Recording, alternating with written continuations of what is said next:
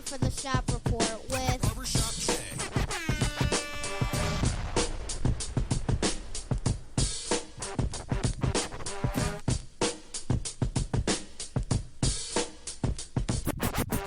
What up, sports fans? Welcome to the Shop Report. I'm Barbershop Jay. I'll be your host for the day. Here's what's happening. If you're up and around, you're out and about, and you want to give us a shout, that number to call is area code 267-687-0026. Once again, the number to call, area code 267-687-0026. And yes, we are live, L-I-V-E, double to the QP today on the P-Rogram. And excuse me, the Shop Report is brought to you by none other than the folks over at Rocket Digital Media. It's the one-stop shop for all your digital marketing needs. You can look them up on Facebook at RDM Detroit, or you can go to the website rocketdigital.net. That's ROCKIT digital.net, and make sure while you're there, you tell them the BSJ sent you. You know, at the beginning of all of this, we were somewhat skeptical about the accusations that were hurled or unfurled towards Texans QB DeShaun Watson. Well, lo and behold, there has been some recent information that has come to light here that may, after I read this here, of course, validate the skepticism. Joining me on the P-Rogram to discuss this, or should I say talk about this, and one other item up for bid, of course, is none other than my cap from the NYC, a.k.a. Rucker Park. Brother Rich, what's happening?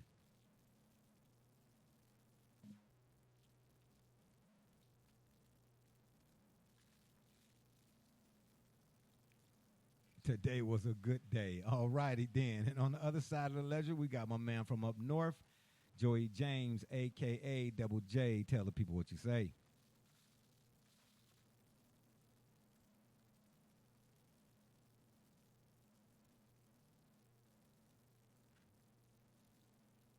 Okay.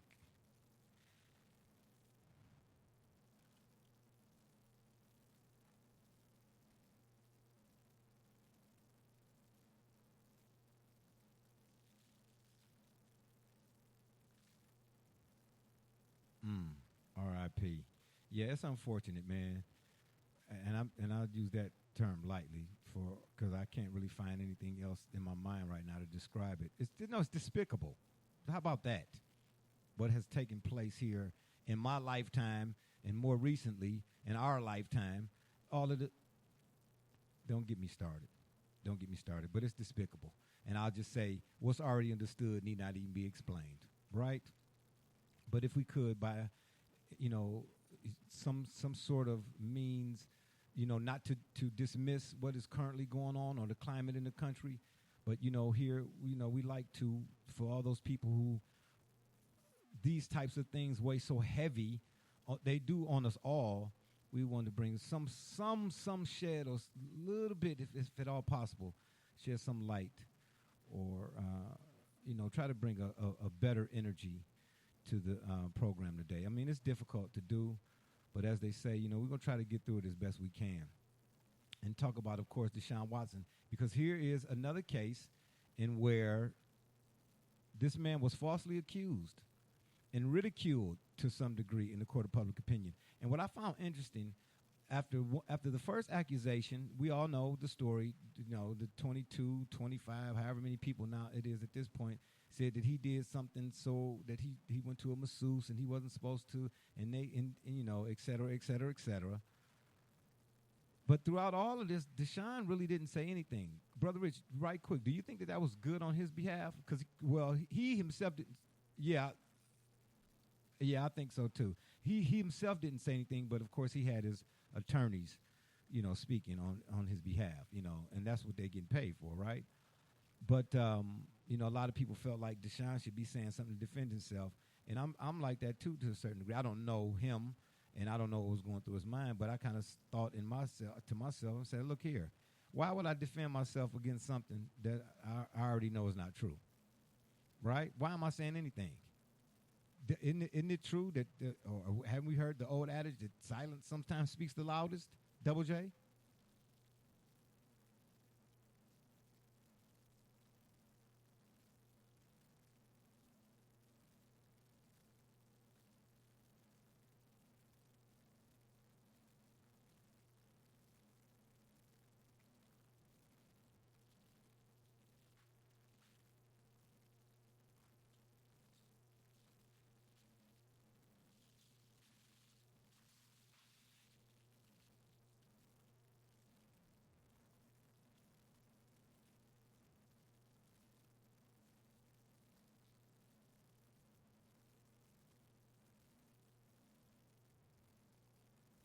Right.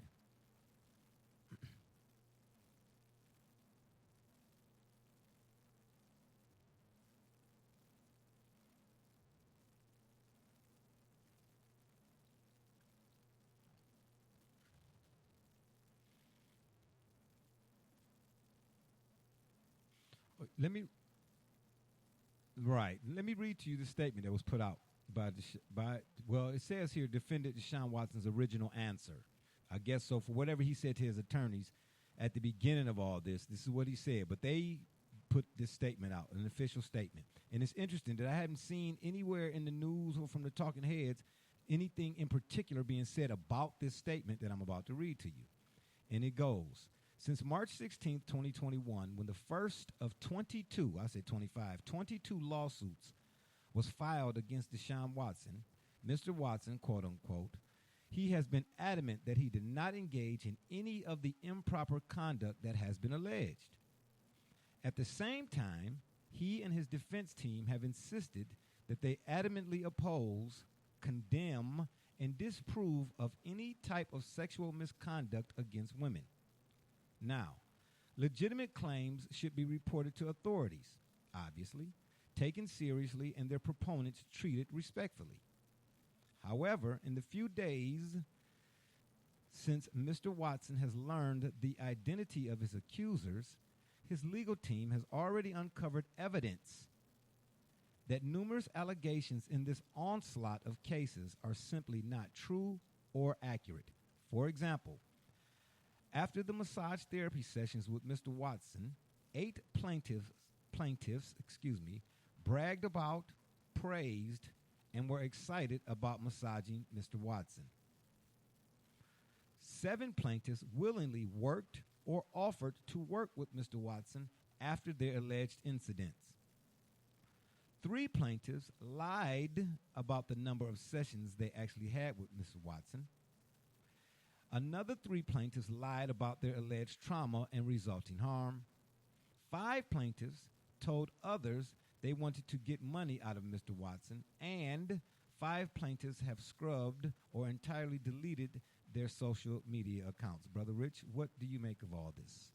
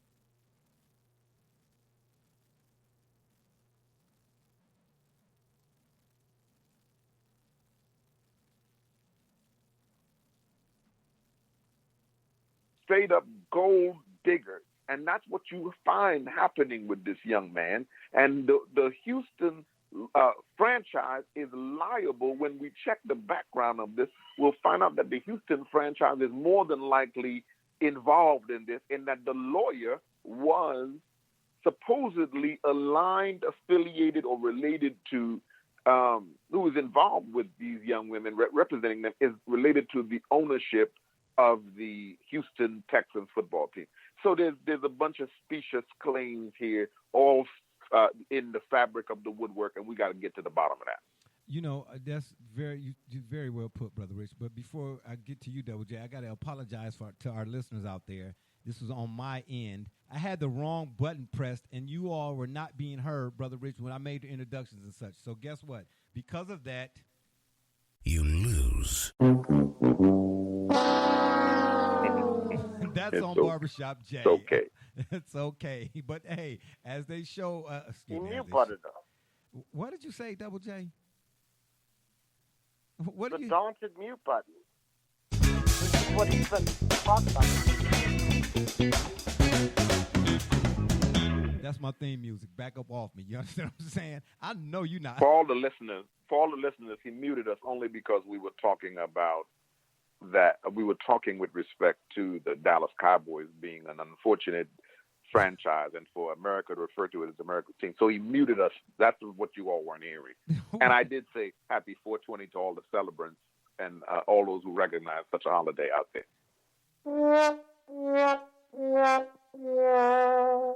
Do you want to continue?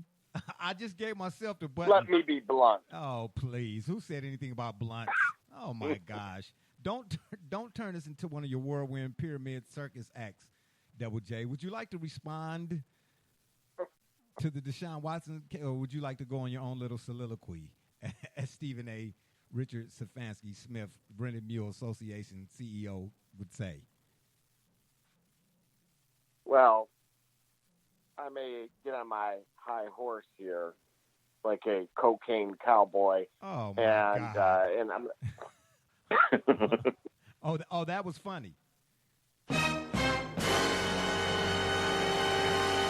Absolutely not. Would you like to continue? Yes, but ultimately, with regards and respect to DeShaun, those statements is why you've seen the backpedaling since then. You've seen pretty much the remainder of these documents get sealed. You've seen plaintiffs recant statements, get off of the lawsuit altogether, and it really, we talked about going off on a tangent or pyramids and tinfoil hats. It certainly makes you wonder who corralled, who was at the nucleus, essentially at the ownership level. Because again, as somebody that's been inside an NFL locker room for years, it's no secret that these guys get massages either off-site or in their homes regularly. All day, every day. Yeah, and that's interesting because some guy posted on Facebook. He just had to go. They have team massage therapists at the team. In question, why would you go get a personal one? I said, man, the fact that you even mentioning that, why is that your first response? So what? Don't try to make it out to be more than what it is here. Okay, so he got a personal massage. So in other words, you questioning the validity of this man, save it. Sometimes, over-analysis leads to paralysis, as they might say, if that fits here. Man, sometimes it just is what it is. False accusations. How about that? Well, let's not forget who else, had went private. One known as Kraft Macaroni and Cheese. Facts. And we heard nothing about his case. Exactly. It just disappeared. Yeah. And he was really caught in a brothel. That where Robert Kraft was in truth. That was exactly what they were doing there. And mind you, those young women that Robert Kraft was caught with, they were absolutely proven to be victims of sex trafficking. This was a fact. It was an FBI sting that he literally got caught up in. We don't hear anything about that. All the girls, let me put this out here this will come out. And I have this on very good record from somebody I know. Most of the young women, the majority of young women who dealt with DeShaun Watson had Instagram profiles in which they both identified themselves as massage therapists, but there was some party services being offered along with their other services, if you know what I mean, for our rated PG audiences. And this is a known fact, which is why you see so much recantation on their behalf, because they didn't know the investigation. They thought they would just be able to pile on, and he would just run out and say, oh, I'll pay you all off, one big check, and everybody gets their piece and run off. And they didn't know that this young man would get a lawyer who would get an investigative team who would say, wait a minute, we're not going to go for any of this. And we deny all of this, and we're going to do some investigation and find out, what did you do for a living last week? Yeah, and the investigation was not just on the surface. You know, they didn't just flip through a couple pages and open up a couple books or whatever. No. They Right. went and got boxes and so on and so forth and stayed up late drinking coffee till all hours of the wee morning. Yeah, they like you said, brother. But see here, it's the thought process that folks is out here dealing with.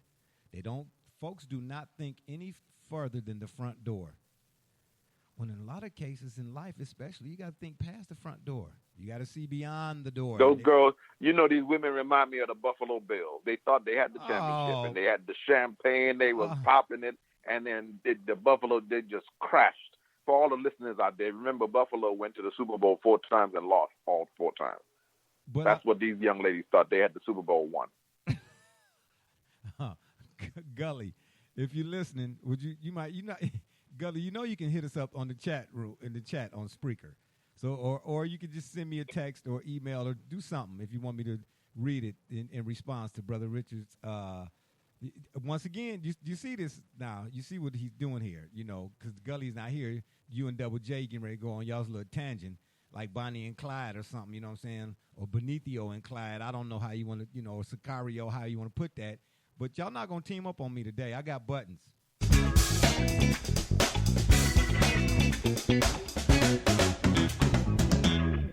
You understand what I'm saying? I got buttons.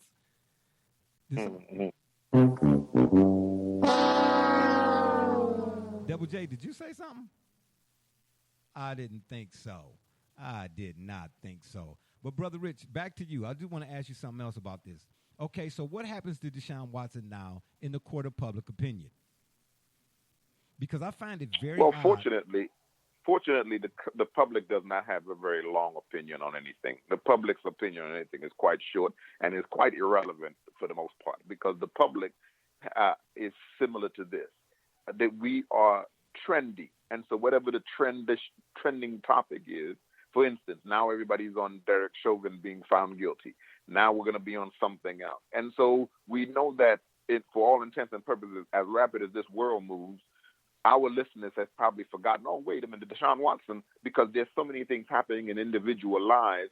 There's so many things happening at a rapid pace in our collective lives where we're being manipulated by the social media forces in particular, and then what are now masquerading as news forces that are entertaining the people, that the people's attention span moves very, very quickly through the time lapse. And so through the time lapse, we will pick back up the DeShaun Watson story when and if it becomes him being guilty again. But as it's fading from the consciousness as it relates to his guilt, and these stories are being proven more and more to be silly, it continues to fade. But what the Houston Texans were hoping for was that his image would be so tarnished he no longer has a voice as it relates to him coming out as being very ardent in his desire to be traded. But he still wants to be traded, and now you have a player who knows you've tarnished his image, you've attempted to tarnish his image, and have, in fact, done so in some quarters in the public sphere, and you will never clean up. They never go back and clean up our image the way they dirtied it. They've never done this to any person ever. Of course not. They never do that. Of course not. Double J, in light of this recent evidence or this recent statement, which, of course, lends itself to a witch hunt, as they might say. What does that do for the case of Watson? Now we go back to him potentially or possibly being traded. Is it as it was in the beginning, prior to all of this, or did it somewhat or to some degree take a hit, in your opinion? Well, the unfortunate side in reality of this is that it took a hit, and it took a toll on his value despite his innocence. It's now tainted his image. It's now, with that in mind, because again, we don't know how this has affected him mentally, right? So what it does is it allows that door to get cracked open, where we no longer discuss DeShaun Watson purely off his athletic ability, right? We gave him an out. Okay, so being hold that thought. So sounds to me like what you're saying is going forward, if and when the conversation of Deshaun Watson pops back up, regardless of what, that's always gonna come with it. This smudge, or smur, or whatever you want to call it, these accusations or whatnot. So in other words, it's not gonna. If you're talking about Deshaun Watson, you're not gonna just be talking football anymore. Somehow or another in the conversation is going to come up what we dealing with, what we're talking about here today. Yeah, in some respect, it will. It almost has put an asterisk next to him. Okay. Again, this is even under the guise that he's entirely innocent, that he goes on to countersue each of them and gets NDAs where they can never talk about what happened or didn't happen ever again.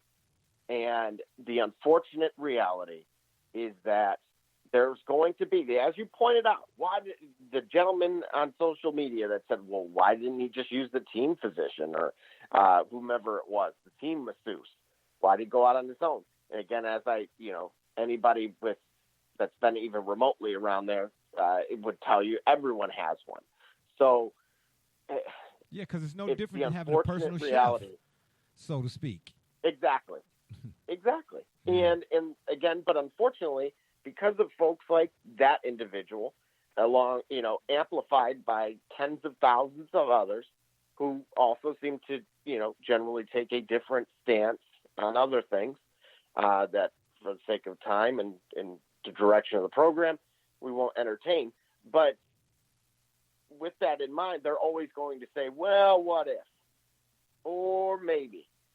And unfortunately, that's where, regarding Deshaun Watson, I believe getting him out of Houston now actually becomes a priority on the team side, where in the past they maybe didn't want to trade him. Now I think they have to, for both of their sakes. Okay, so that's interesting. So they got to get him out of there now because from what this would be a bad. Is this a bad PR thing for the Texans? Well, you saw both parties are angry now, Jay, because not only is it bad PR for the Texans, Deshaun can't feel good playing for a team that he knew tried to do this to him. They cannot feel that they have tarnished their own player. Their fan base, some of their fan base in that area is going to revolt against that. You see, and that team are they that good to overcome that? You're not talking about New England and Tom Brady. You're talking about a team that's yet trying, and a player that's yet trying to establish himself in the NFL.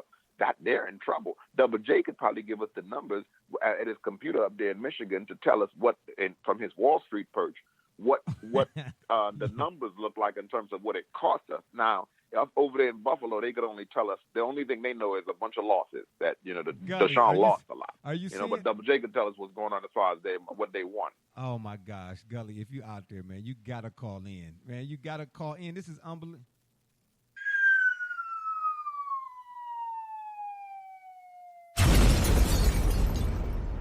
Gully, call in. Defend yourself. All that Buffalo talk is unnecessary. Who is it going to be next week? Huh? Yeah, I mean, Cowboys this, Buffalo that. But I was going to say it's the NFL. It's the NFL. Yeah, you know it is. Not for long. Not for long. But, I mean, okay, seriously. They have to move on from him now because whatever this is, be it you call it a stunt or, I don't know, a bad setup or whatnot, they got to get rid of him now. But here's the deal. Whatever the feelings are on behalf of the Texans, are there other teams that he could potentially go to who are of the same mindset? They don't want the headache, so to speak. Not saying Watson is, because to your point, though, Brother Rich, I think Watson's disdain for the Texans was already entrenched well before any of these accusations came to the forefront. You remember now, he said he didn't want to play with all of that, and then you had Andre Johnson, J.J. Watt.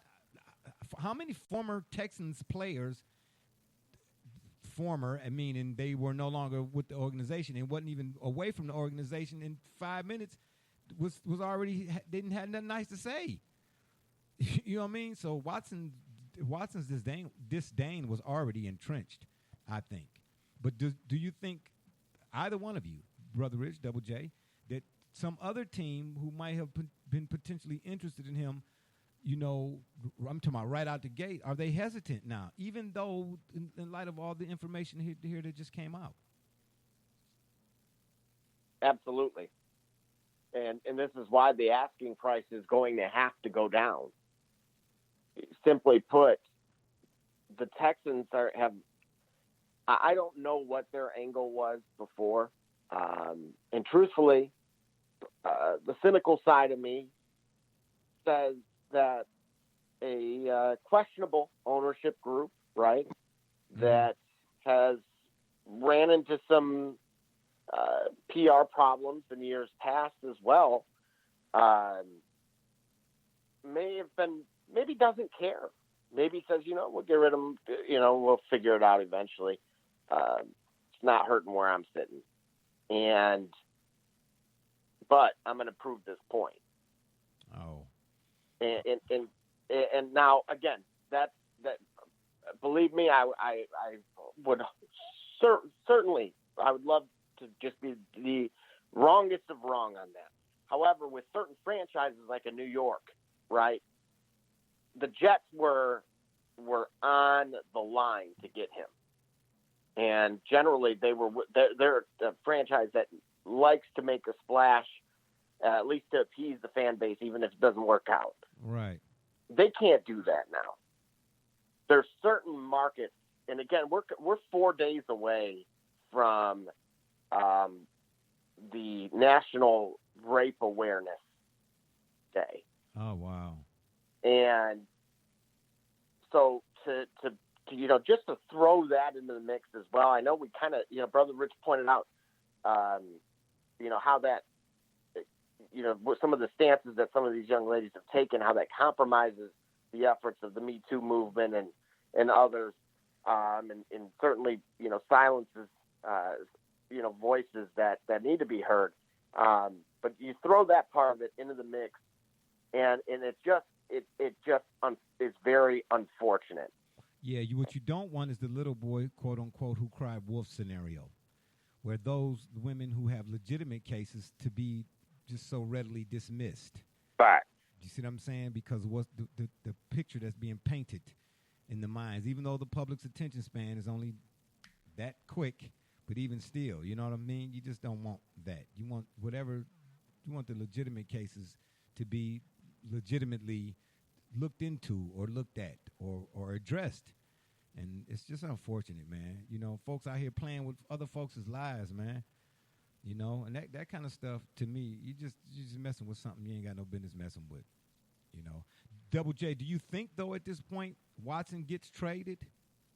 Even though I know you said he has to, but, because there may be other teams who may have the same mindset, like, they don't want to deal with it, even though Watson is not necessarily maybe, at fault, so to speak, or however you want to put that. They just like, man, just the stuff that's going to come along with it just on GP. We don't want it. So is he kind of stuck in Houston by default? Well, let's be realistic here. We've seen teams disassociate with players for less, right? Taking a knee even. Oh, yeah. So to say that he can be traded, even though it should happen, and I would be more inclined to say that's the best solution for all involved. Now, under that same premise you just provided, now you're talking about the right fit. This is where, as Brother Rich pointed out, a Patriots type of franchise that has the foundation. Has a culture of keeping things in-house, or has senior leadership, if you will, all over the place to almost protect the individual. Well, I'll tell you one versus, team, again. Mm-hmm. I'll tell you one team the two Browns fans I know don't want to see him go to, and that's the Pittsburgh Steelers. He won't go to Pittsburgh. You can forget that. You can forget that. He doesn't go to Pittsburgh. Oh, please. Why won't he go to Pittsburgh, brother? No, he doesn't go to Pittsburgh. You all are tracking more correctly. He would more first wind up in New England, before he ends up in Pittsburgh. And let's look at what's happening here. Okay. Let's look at what happened to DeShaun Watson. Let's look at who we're talking about here. We're talking about the NFL. We're not talking about one football team. A football team in the NFL that cannot make a move. They have to, we know as civilians that this is an organization that has as their mantra, protect the shield. Yes. That all that you do as it relates to your franchise must be to properly protect the shield, reflect the shield in its best reflections. Okay, now, I got you. Here's a franchise that literally just put its franchise quarterback through a Kunta Kinte moment. Here's a man that want to leave the plantation. They catch him. For those of you who didn't watch Roots growing up, they catch him, and then they bring him back, and they chop off his foot for trying to run away. That's what they tried to do to DeShaun Watson. Okay. They tried to abuse him, humiliate him, cut off his foot, and he trying to make him stay on the plantation because he wants to be a runaway in their mind, right? Okay. Now, what they do in that scenario is they normally keep you around for a little while, so you probably have to play out this season, but because they know it's already a broken relationship, they're making arrangements to get him sent to another plantation that they will approve of. They know he wants out, but they're not going to give him what he wants. They'll send him somewhere that they approve of. You see, and they don't mind that if he goes over to New England, because New England is the team that they're known for keeping their niggers in check. They have a good reputation of making sure that people go there and they play. You got to go there. Even Tom Brady, the great Tom Brady, couldn't go there and be himself. He had to go there and fit into that way in that system. And you have Kraft, who was caught in a similar kind of crime, who can kind of give him that ultimate cover that they would need. Because any team this young man is traded to faces a PR nightmare.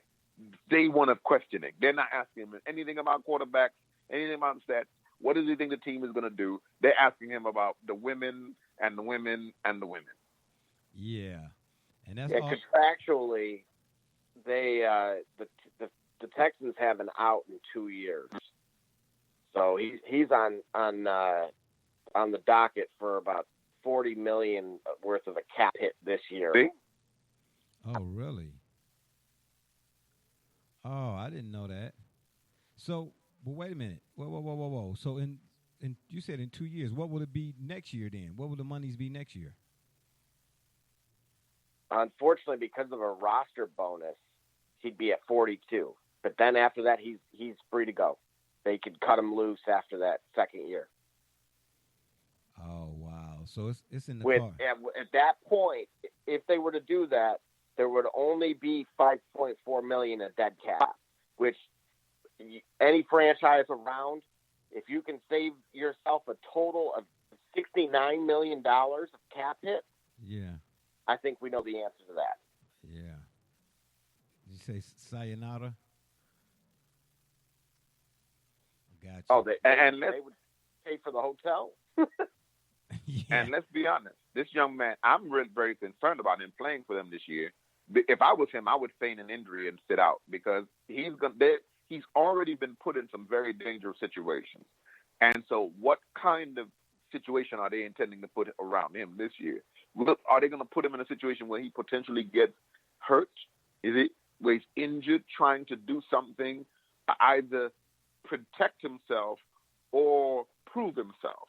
And he puts himself in a dangerous situation because he doesn't have the pieces around him that could protect him. And the franchise knows that, but they don't really care about him anymore because, again, this is a severed relationship. This is not the kind of situation this is Scottie Pippen and his wife. It's playing out publicly, and everybody knows it's a done deal. Oh, wow. Last thing I'll ask you, Double J. The draft is upcoming here in about, a little over a week? Yeah, the 29th on a Thursday. Well, it starts on a Thursday. And, of course, I hope you all are tuning in on the 27th. That's April 27th for our draft day special. We should have some special guests coming up, along, of course, with Brother Rich and Double J, who will be pulling up the rear for that particular show. As they say in Hollywood, nobody circles the wagons like the Brother Richard Double J Bills. No, that wasn't a good one? Okay, got you. Oh, boy. You lose. All right, that was for Barbershop J. Could we see DeShaun Watson be on the move by draft day, Double J? I believe that he will not be moved until after. This is where strategy is, and as much as circumstance, is going to be equally weighed. Thankfully, this has turned in a good direction for DeShaun, but right now, again, I read you those cap numbers. Yeah, sort of like the damage has already been done. These teams are not. Yeah, they're not throwing their first-round picks and making it easy for Houston to get a replacement. They're going to get what they can, go in with the assumption that they can't get them or they don't want to deal with it, however they may see it. And if they find themselves going into that following week without solutions to that problem, that's when they're going to reevaluate. And they'll be monitoring that case even closer. Man, oh, man, oh, man. You know, you all came with some pretty good stuff so far. Ha ha!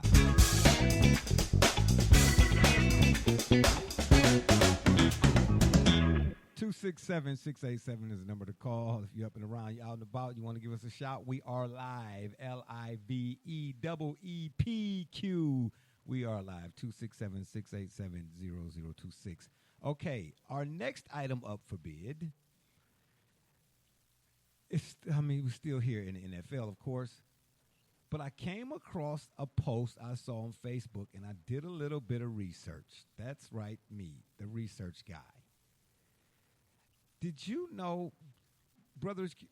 Okay, the NFL did a list, top 25 players that are not in the Hall of Fame. There are some people that are on this list that I don't like to, but I did. I mean, it's human nature at times, I guess. I assumed that some of these guys were already in the Hall of Fame because a lot of these guys that are not, as I went through the list, are guys I watched growing up.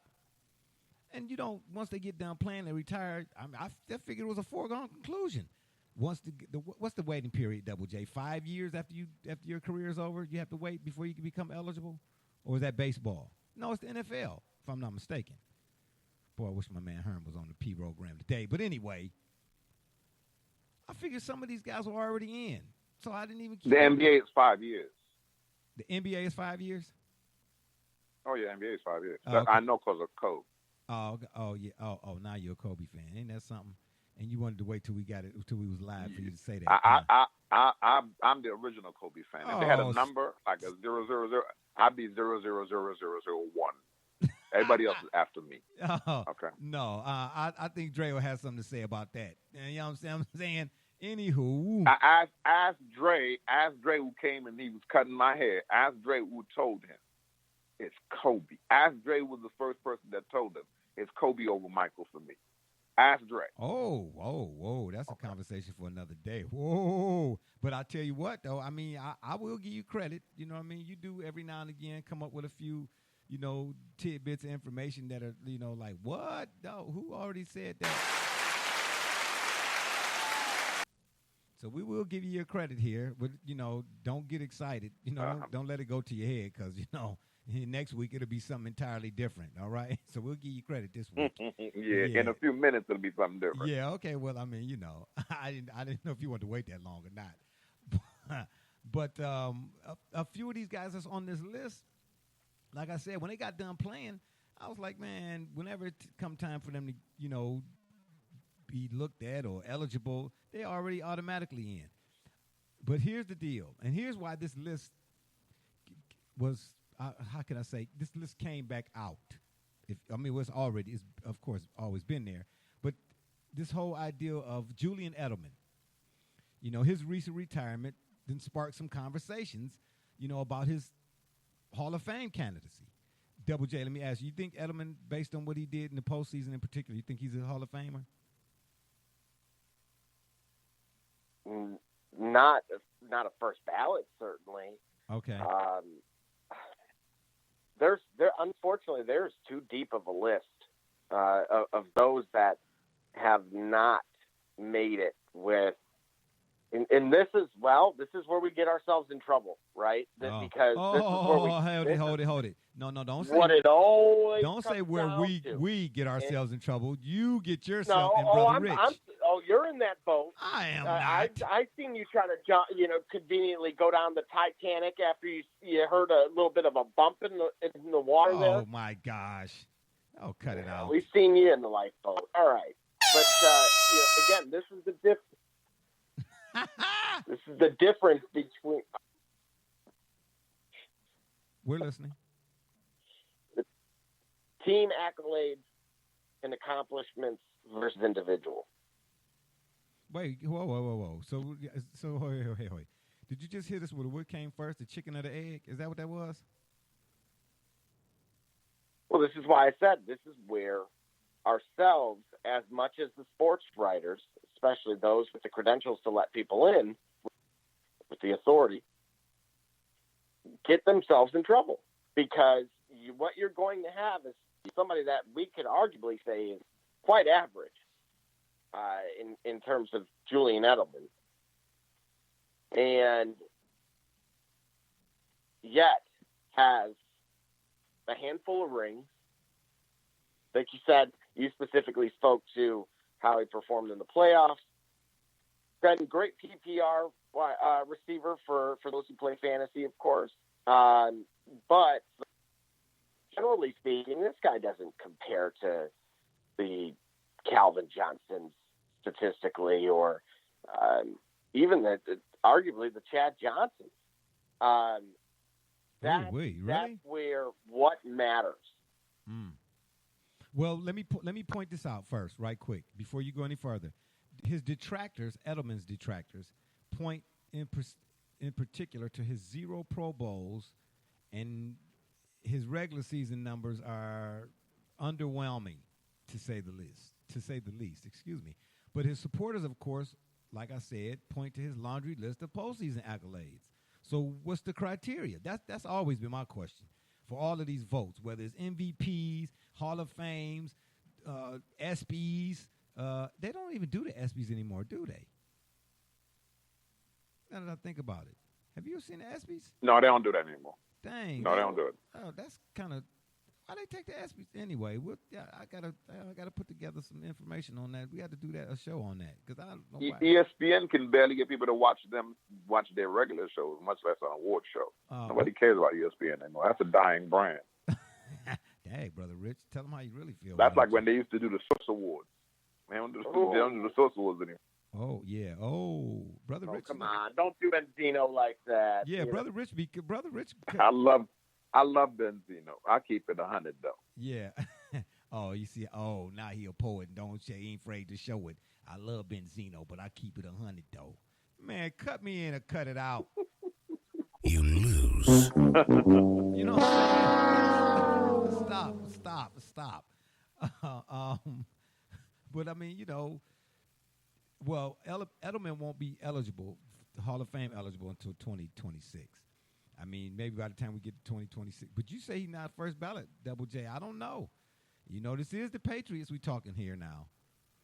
They seem to set themselves apart from everybody else in a whole lot of other categories. I don't see why he wouldn't be first ballot. He's gonna get in first ballot, first day, first time, first everything, without doubt. Yeah, and you know what? Now, whether I agree with that or not, the fact remains that he's, for a whole host of reasons, he's in the Hall of Fame. There's nothing you can do about that. The franchise he played for, what he represents, who he culturally, played with, socially, everything. Yeah, who he played with, yeah. Who he played with, yeah. I don't know. And who he dated. You got to remember here, this wow. is the guy that I believe that I don't have the stats in front of me, but if memory serves me correct, he's going to finish behind Jerry Rice, I believe, when in all-time postseason receiving yards, and he dated Jerry Rice's daughter at one point in time. So, oh my gosh, oh boy, that's why. Isn't that convenient? Yeah, well, oh my gosh. See, they keep it all in the family. Yeah. Okay, well, The NFL, of course, decided to put together the 25 best players who are not in the Hall of Fame, right? And it's unfortunate, in my opinion, it's a lot of guys who may never get, who are deserving, but may never get that gold jacket, let's say. Because this list that I'm getting ready to read off to you, we're going to go player for player. Exactly 40%, they say here, of the list is comprised of linebackers and receivers, while only one quarterback was able to crack the top 25. Now, isn't that interesting? And coming in at number 25, Brother Rich, you may remember, this is your time when you were a ticket taker, the Ken Anderson for the Bengals. Played from 1971 to 1986. I'm just saying. But let me read you the little, and we could go again. We're going to go through each player and say, okay, these are, of course, guys that are not in. Should they be in? But you know what? Let me back up right quick, too. What you just mentioned, Double J, about Edelman's numbers. This is why, in large part, I'm going to use Edelman in this case versus another guy. In large part, why numbers can be misleading. And I know you all going to give me the business for this, so you just let me know after I say this what button you want me to hit. But I've had conversation after conversation after conversation about the top running back of all time in the NFL. For me, it's Jim Brown, okay? Whether you're a Browns fan, were, are, still is, ain't no more, might want to be, it's Jim Brown.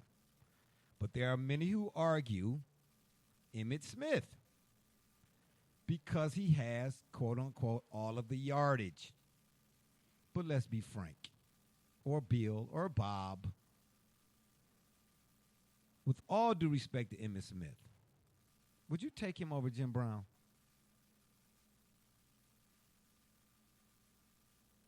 I'll take that as a. Well, you're asking. You're asking. I was asking, but it was kind of rhetorical. But if you want to answer, go by all means. Because I don't think so at all. But I'm not. Again, you all are football aficionados. But from what I understand, as it relates to performance, certainly on the field, but contribution to the game and its development, I don't think that you can compare. And from the way that Jim Brown is to have run through the league and then just walked away from it on his own time as his own man, I don't think that you can begin to compare anybody to him. Hey, listen, that's what I say. But Double J, let's go more recent here. Would you take Emmitt Smith? And I know we not keeping the cowboy and the lion. We keeping that. I'm just saying strictly this guy, that guy. Would you take Emmitt Smith over Barry Sanders even? Absolutely not. See what I'm saying? With all due respect to Emmitt, because, people say when he was with Dallas, oh, Lord have mercy. I don't even know why I'm even saying this. Gully, help me, save me, please. Would you save me? Oh, come on. He was Gully, riding on Aladdin's carpet ride with that offensive line. I don't want to hear it. Double J, slow down. You No, listen to what he's about to say. You got to let me say what I'm about to say. Oh, we knew what you were going to s- slander. You conveniently brought up Jim Brown, and then Emmitt Smith. Oh. We knew. I know. We've seen this. You've circled the wagons one too many times with this one. Listen, host. what I'm trying to thank you, super host to you, buddy. What I'm trying to say is, and don't knock, Brother Richard. Did you say something? Was that a slight, a Jim Brown slight? Did I hear that? Was under your breath right there? Absolutely not. Oh, okay. I was just saying because I got a button for that too. What you all didn't let me finish saying was, people will say, make the case for Emmitt or say, well, he had that offensive line and so on and so forth. I'm talking about well before he got to Dallas. With all due respect to Emmitt Smith, he was a pretty good running back at Florida. He really was.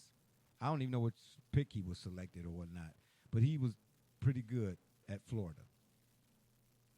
What I'm saying is, at the end of the day, I'm not taking him over Barry Sanders. I'm not. I'm just not doing it. I'm just not. Would you do it, Double J?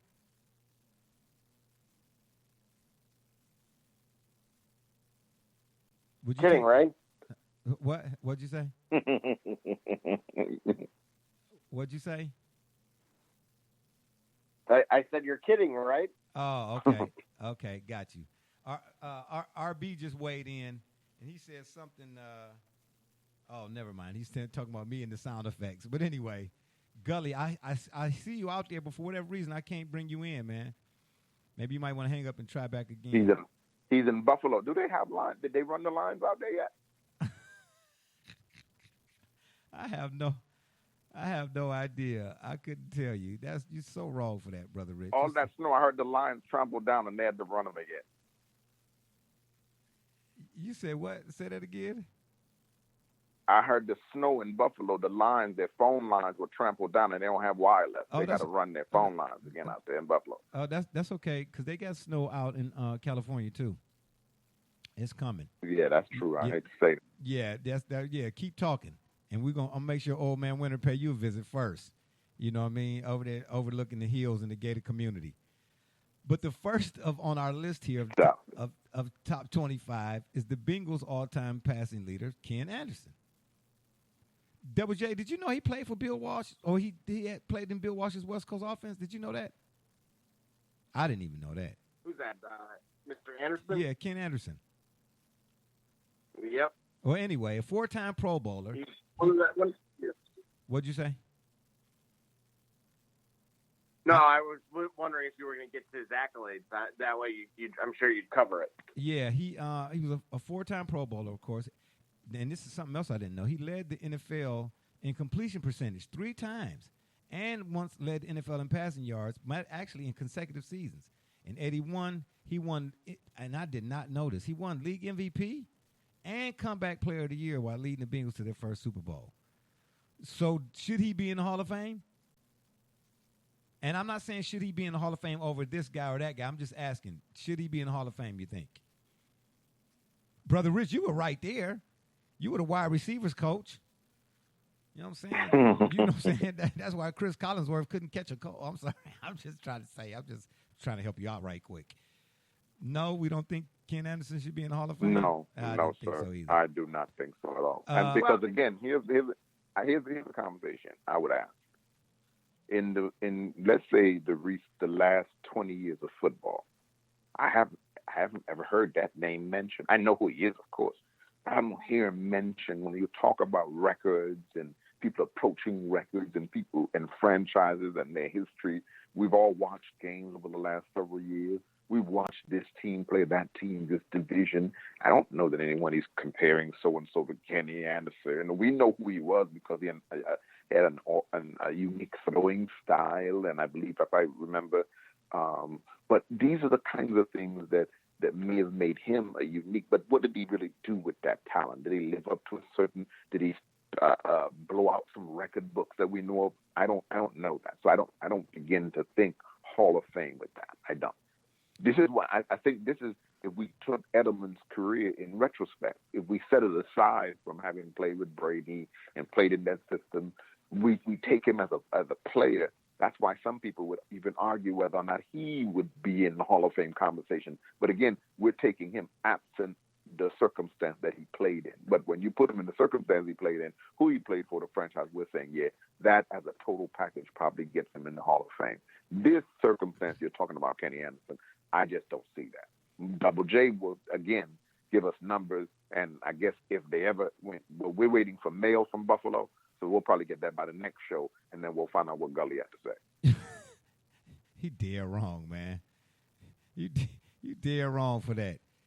Next on the list is Steve Tasker, former Buffalo Bill, I mind you, but he only really had no accolades. I mean, he was he was a decent special teams player. He went to 7 Pro Bowls. I didn't know that. I really didn't. That goes to show you how much I know about Steve Tasker. He helped the Bills to their first.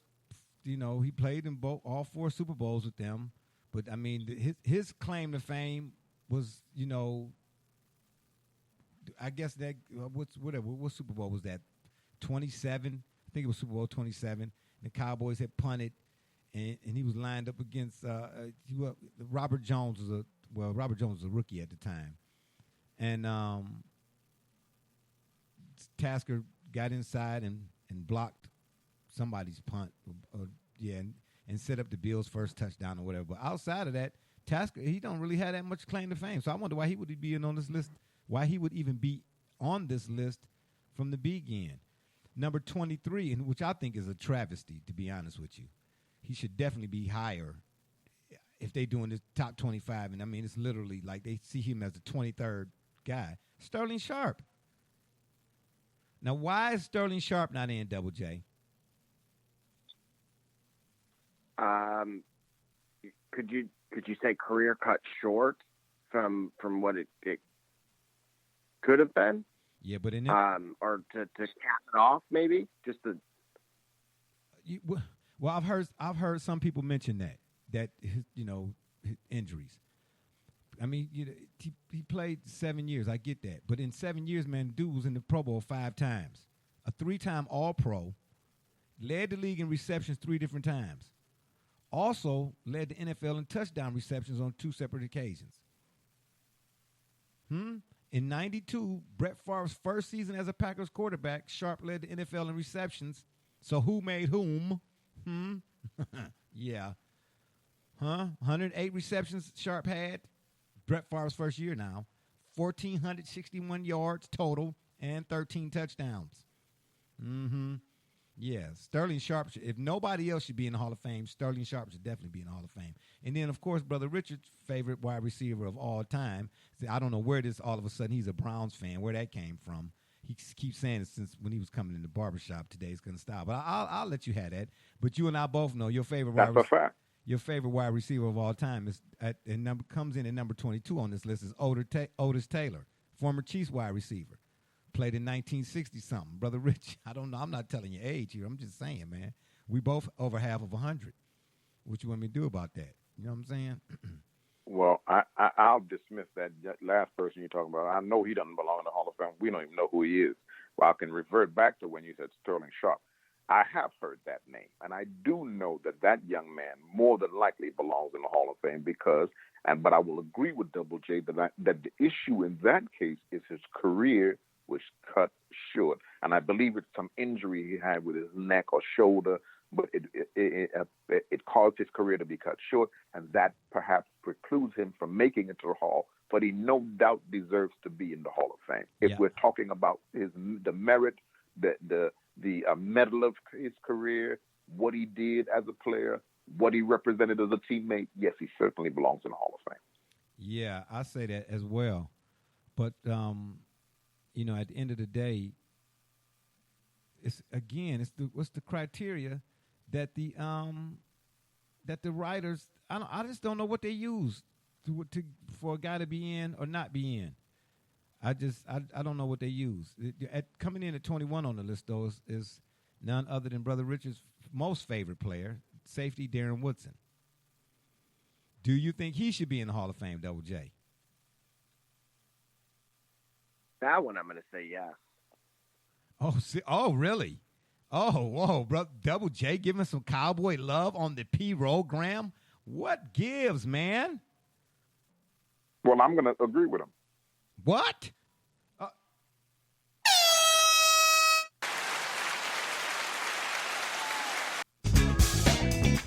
Here. Something I thought I'd never hear on the P-Rogram today. Check the tape. Now watch. For all my listeners out there, all 2 of y'all, 3 of y'all, subtract your 5, carry your 1. I promise you, in the shows going forward, we will not hear Brother Rich or Double J say, check the tape on this particular tape. But go ahead. What were you going to say? Well, again, he's a 3-time Super Bowl champion, right? He was in the Pro Bowl a handful of years. So this is the debate when you're going apples to apples with somebody like Edelman, despite the positional difference. Edelman 0 Pro Bowls, Woodson 5. First team All Pros, Woodson 4. Edelman, to my knowledge, 0. He's in the Kettle Ring of Honor. I mean, why is that necessary? Why is the Kettle Ring? Why is that necessary? Continue. Happens to be reality. Yeah. Okay. Yeah. Okay. Yeah, got you. Coming up at number 20 on the list is defensive end Jim Marshall. Did you, Double J or Brother Rich, know that Jim Marshall, before he joined the Purple People Eatles, people say that fast 3 times. If a woodchuck could chuck wood, how much chuck could a chuck wood? Right, got you. Yeah, Yeah. Peter Piper picked pepper. Yeah, anyway, did you know that Jim Marshall played briefly with the Browns? And Run Rock Ron. Oh, you don't know nothing about that? You don't know nothing about Run DMC? That'd be me. Yeah, did you know Jim Marshall played with the Browns in 1960? Of course y'all No, I did. did not. Yeah, of course. No, 'cause I y'all, did not. Yeah, of course. No, I did not. Right, y'all bought a couple. We deal with current history. We're dealing with current traditions. And Oh, current wow. history. Now we're dealing with what the Browns are doing today. This is a new team. I keep telling you that. We keep trying to tell you all. Wow. Come out. Well, I know in Buffalo, what do you have to hook up like a big megaphone? You sending this through a megaphone so Gully can hear it in Buffalo through a big megaphone. He probably hears it in his backyard. You know. Well, Brother Rich, conveniently, when he said, Jim Marshall, I thought he was talking about the father of loud. So when we're talking, megaphones and Buffalo Bills and wagons. Yeah.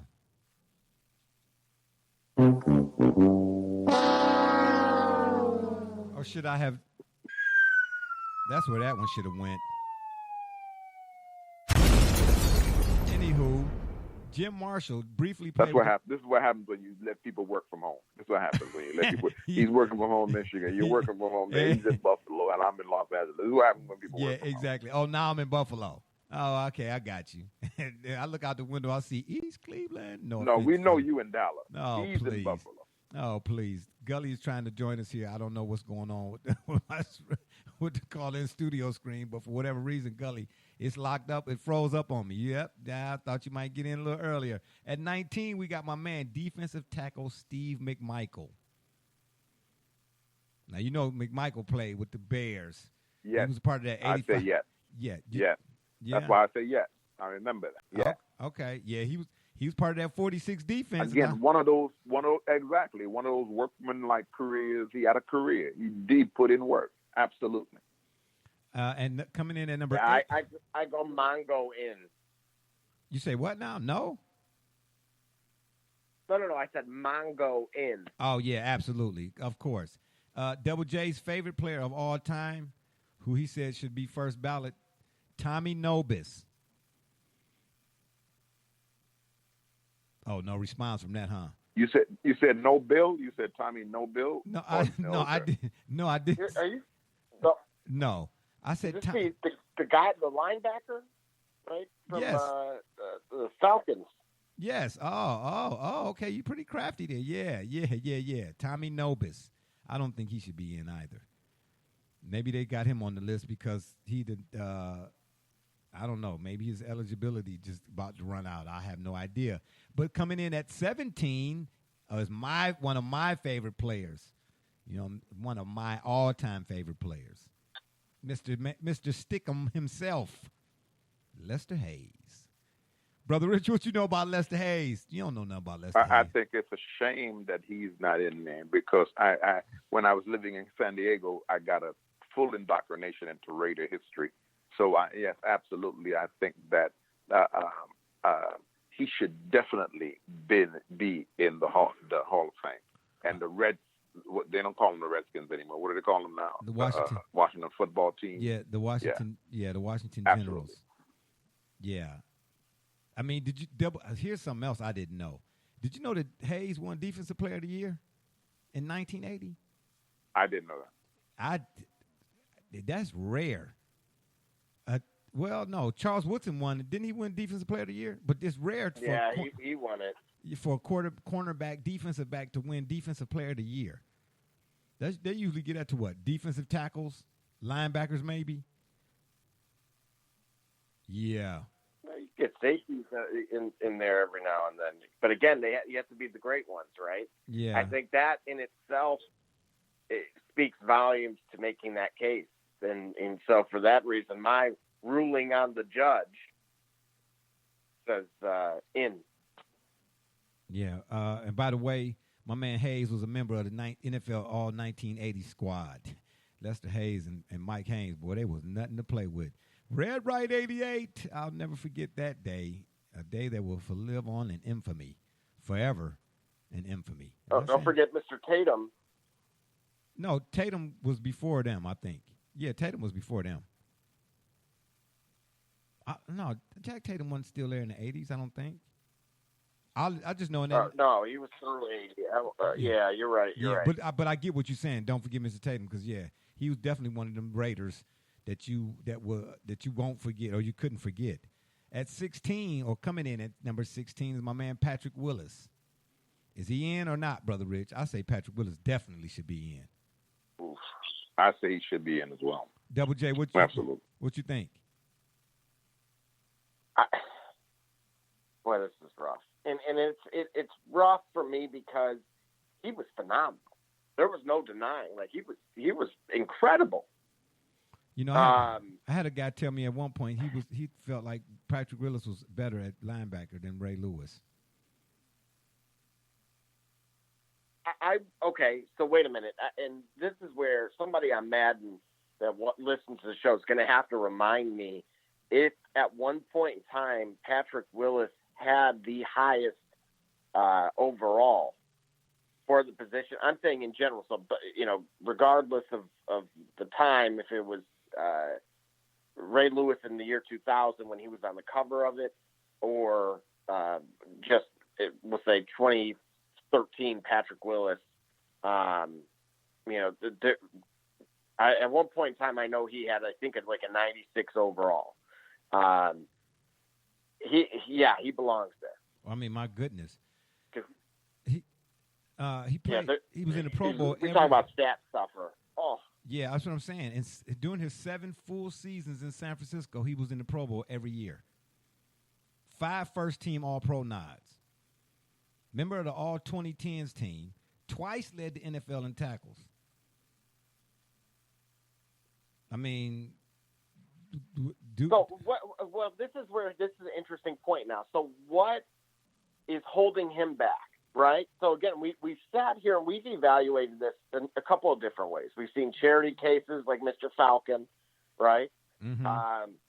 We've seen guys that really shouldn't, but we have, but they do one thing really, really good, which almost doesn't make sense. Oh, and they have a lot of rings.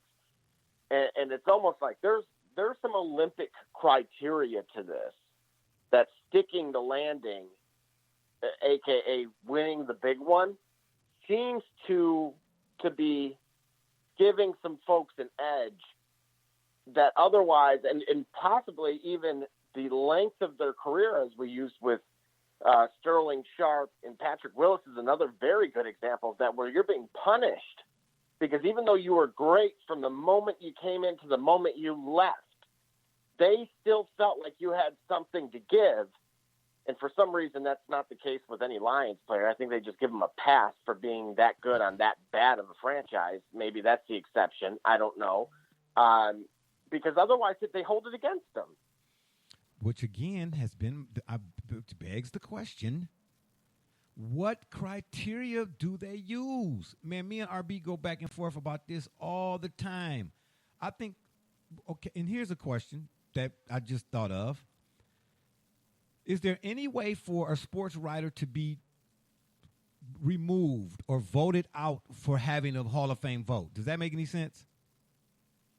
Yeah, they rotate them from time to time. Do they? But here's the thing, Jay. It should be. Yeah, they do. They rotate them from time to time. But here's the thing. That I didn't know. It should be a simple criterion. Yeah, they rotate them. You're a Hall of Fame voter for a certain period of time. Then you get a vote or you lose a vote. They move them around from time to time. They're mainly newspaper writers, mainly things like that. But here's the issue here. We're talking now about the Hall of, not the Hall of Football, because anybody could be in it. It's the Hall of Fame of the NFL. Okay. The word all fame right. is derived from the word famous. Let's talk about those people who, it's like we talk today about in a modern context. Let's talk about a Hall of Fame, another Hall of Fame, and another Hall of Famer that's about to be inducted. And his induction alone, there's so much conversation relative to his induction that, and who will do the induction, that it's not even a discussion as to whether or not he should be in the Hall of Fame. The question is not whether or not he should be in the Hall of Fame, because his very name is synonymous with the sport that he identified with. And we know when we're talking about the late, great Kobe Bryant. Well, the fact that we're talking about the NFL tells us that if we're talking about somebody that belongs in the Hall of Fame, this is why I believe that Edelman is liable, more than likely, to get in, because he played with perhaps the young man who will go down as perhaps the greatest quarterback in the history of the NFL. He played with a team that won 6 titles in an era where we were talking about comparing people to Michael Jordan. He left that team and went on to win a 7th ring. So you're talking about Brady's legacy being tied up all into that, which takes along with it. What's the other player that plays with that goes with him? Gronk. Yeah. And what Gronk has done with his career. Yeah. So you're talking about pretty much a package deal. The coach probably definitely goes in the Hall of Fame as a coach. The owner goes in as an owner, and all of them pretty much go in as a package deal. They're not going to leave Edelman out of that. Yeah, that's a good point. Fame. Yeah, that's a good case. Yeah, I don't see him not being. I don't know. I mean, but I think that the people who his detractors got a point, and the people who are in favor of him, I think they got a point too. At number 15 is Sam Mills. Double J, you think Sam Mills should get in?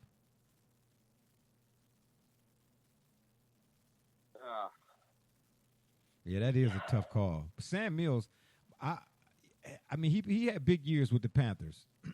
He only played a couple years, but he had big years. But I remember him more so when he played with the Saints, because they had they had a group of linebackers that were they were tearing it up.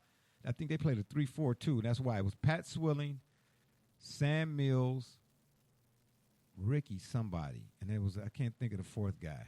They have 4 good linebackers for a time when Bobby Hebert was the quarterback for the Saints. But yeah, you say what, you on the fence with Sam Mills, or you think he might get in, but it'll be further down the line? I here's the thing, these are team guys that, as you pointed out, you could make a case that he could be in the Ring of Honor for 2 different teams. But this guy did pretty much all the pivotal things for Carolina that I don't have enough, in my opinion. Because again, remember now, I feel like part of this, and this is why there's so much inconsistency from the selection group, is that they're almost I think they're only comparing each of the people in front of them, and they're not even giving any stock to who's already been in. They're taking it case by case. Okay, and gotcha. When you look at a lot of the folks that we've already discussed, let alone some of these others that are yet to come, these are great, stellar careers that we easily could say, all right, well, if it came down to Sam Mills or Patrick Willis, well, who was more dominant from the time they started to the time they finished? Well, Sam Mills had a longer career and was a 5-time Pro Bowler, but wasn't Patrick Willis a 7-time Pro Bowler? Yeah, that's, you know what I mean? Like, yeah. See what I mean? Like, okay, so again, apples to apples. The guy played longer, but this one had more Pro Bowls, and at one point was argued, by countless people, both in the sport and outside of it, that said he was the best in the game at his particular craft, and that's what I mean. And I feel like even myself, I would say I would take Patrick Willis, and that's not. I had the opportunity to watch Sam Mills play, so it's not any disrespect to him, and I feel horrible, especially because, I believe is he still with us? I believe he's passed on. Yeah, I believe he passed. Yeah, Sam Mills passed a couple years ago, I believe. But don't quote me on that. But for you to put that out there, I'm pretty sure that may be the case.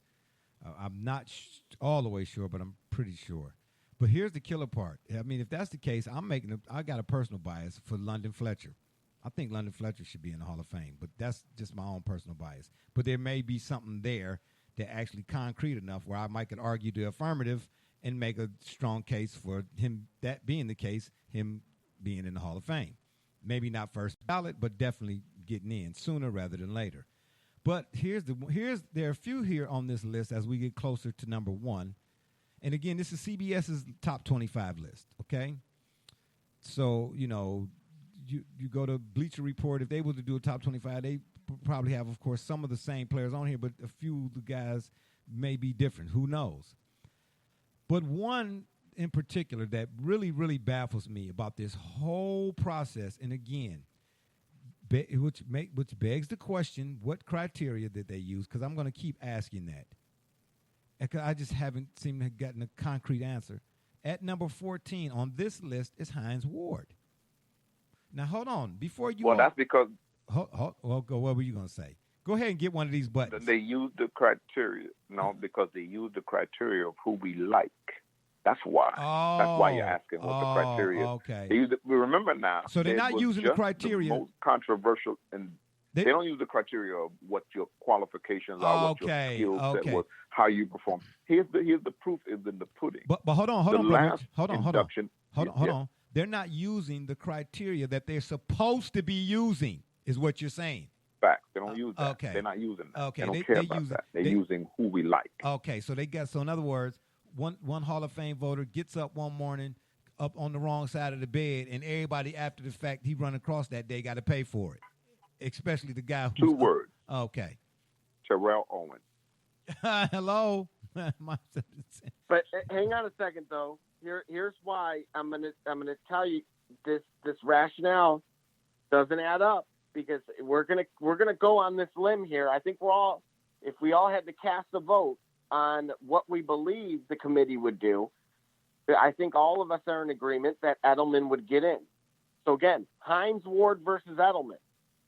Ward, 1,088 catches for 13,264 yards, 95 touchdowns, and 1 Super Bowl MVP.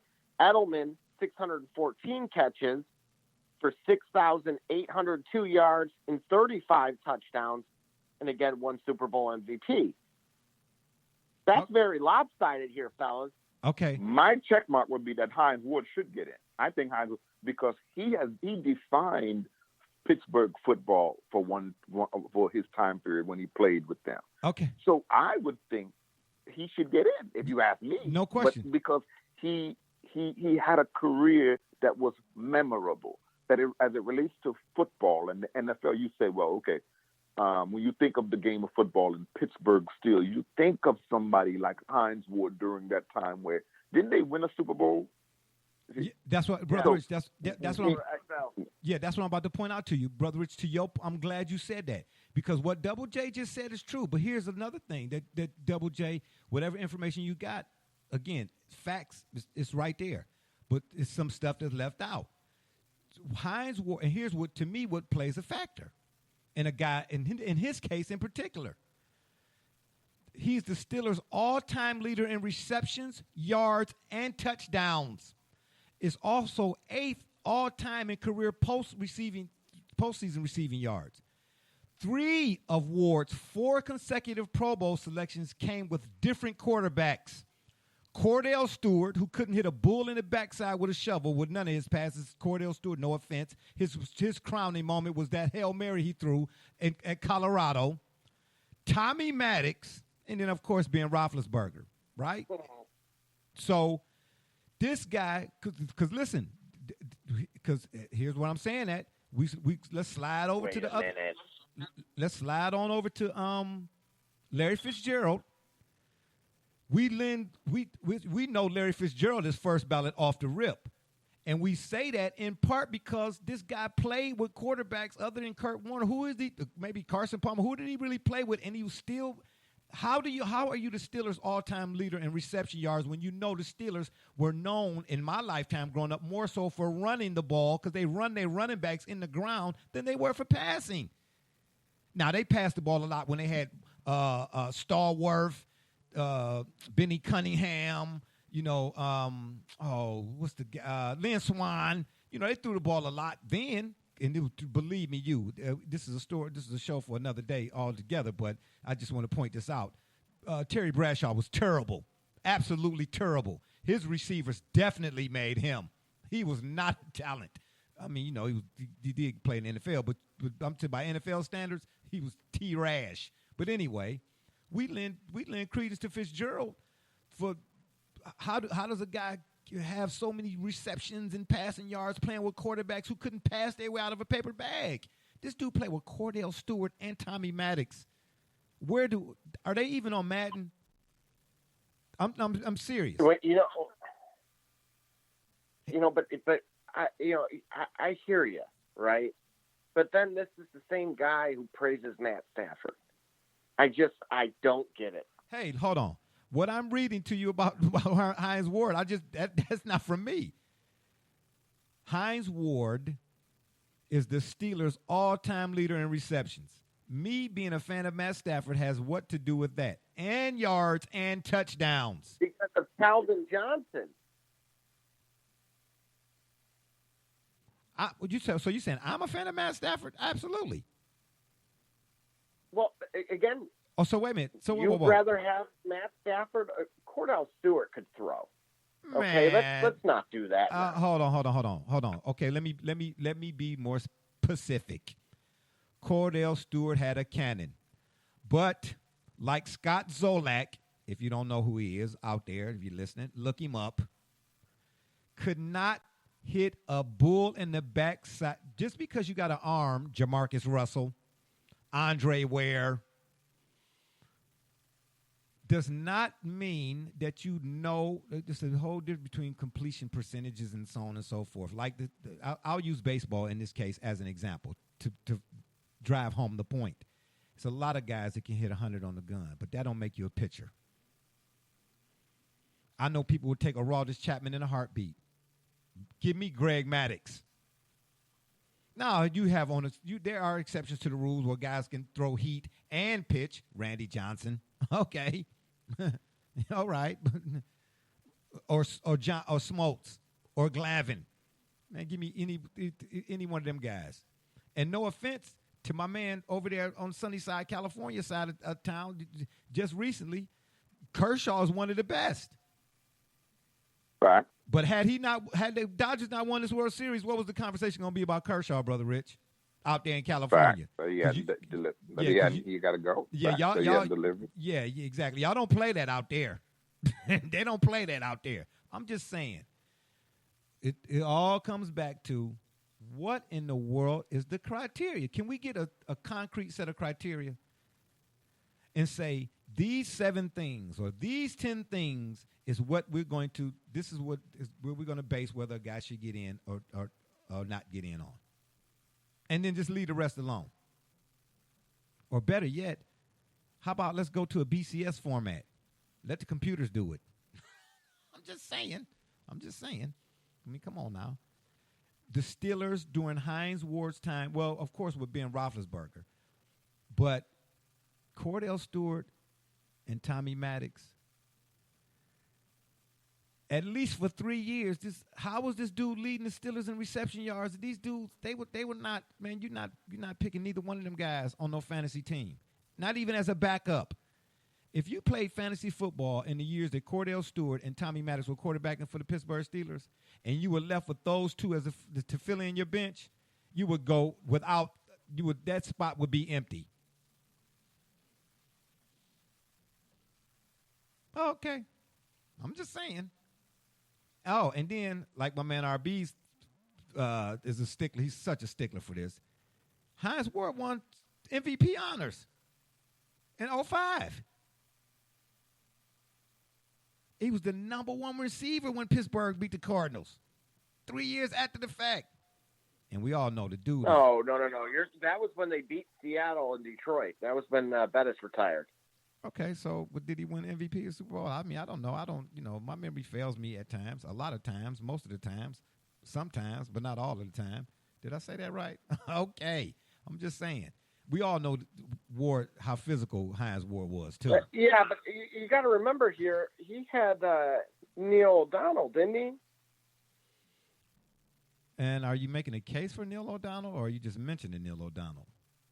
You mean the same Neil O'Donnell? Well, no, I'm saying in the case of a little bit of both here. Oh, okay. I'm saying it wasn't that bad. Oh, okay. So you mean the same Neil O'Donnell who threw who was the guy he threw the interception to up against Dallas in the Super Bowl? I'll see why that's keep coming. Oh boy, Larry.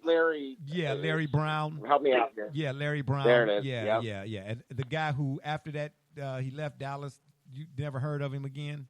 He was the player that time forgot. Neil O'Donnell made him famous in one game. Oh, please. Neil O'Donnell was trash, too. The Steelers' best quarterbacks, since I've been watching football, I mean, begrudgingly, is Ben Roethlisberger. Came from Ohio, yeah. Yeah, he played in Miami of Ohio, for sure. Anyway, coming in number 13 is safety Leroy Butler.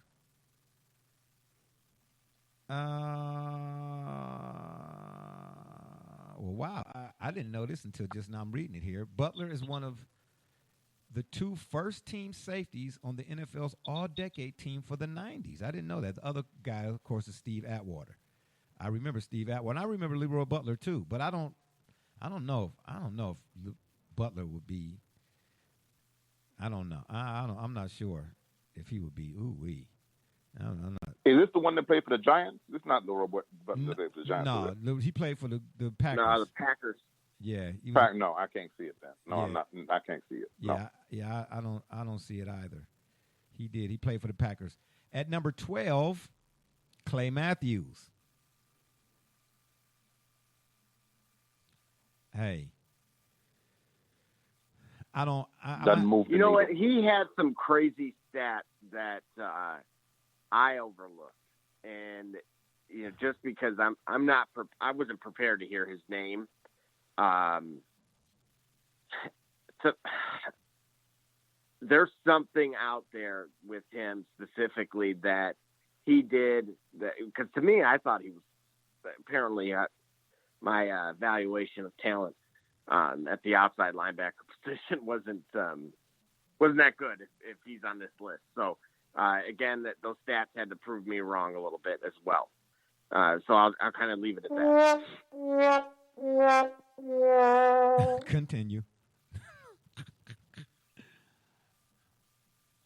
Well, again, I mean, he played enough seasons. I just seen too many years that, he was arguably on one of the worst defenses in the league. And, so and that's why, we talk about being victims of circumstance sometime, and you're a stat sheet stuffer because you're the best player on the worst team. And of course, those Green Bay teams were carried by Aaron Rodgers. So, oh my gosh, sure. RB's listening. You said Aaron Rodgers. Oh my goodness. Oh, he probably jumped out of his seat right about now. But anyway, yeah, okay, yeah, got you. Yeah, got you.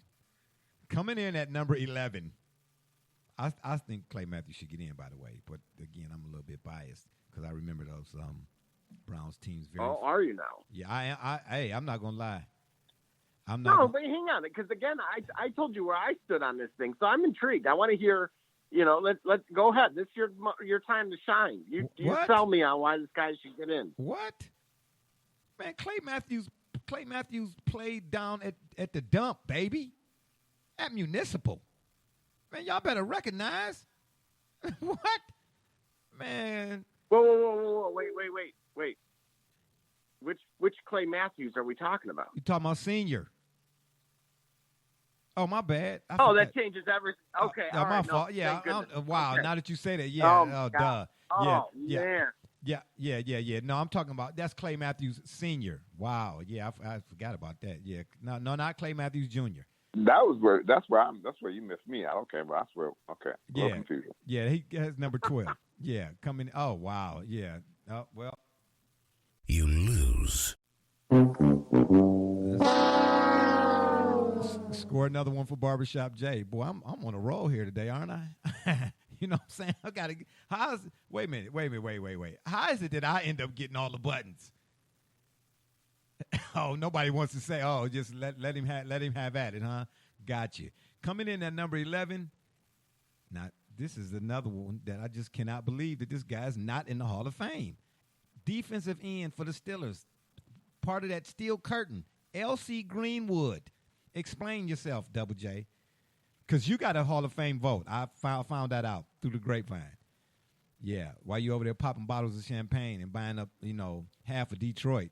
Anyway, I digress. Why is L.C. Greenwood not in? Yeah, that's a good question. I mean, maybe because he doesn't fit with the league's PG product that they want these days, because he's known as a hard hitter, right? The guy. RB says Aaron Rodgers is the GOAT, by the way. Oh boy, the GOAT of what? He's not on this list. Should we be prepared for that? But again, I don't know. Yeah, RB gets one of those. Yeah. What you say?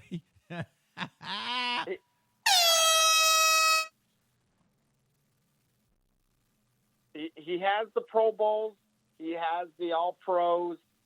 Again, he's a beneficiary or certainly a factor of one of those acronyms and regarding greatness in the history of the game. I don't know how you can. He deserves to be in, and that's the reason why you don't have Aikman in and not Michael Irvin, right? Host. I'm sorry. I'm sorry.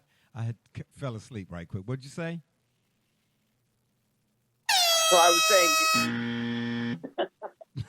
I'm sorry, I couldn't hear you, Brother Rich. Were you? You were not coming in quite in my left ear over there. What? Okay. What's happening?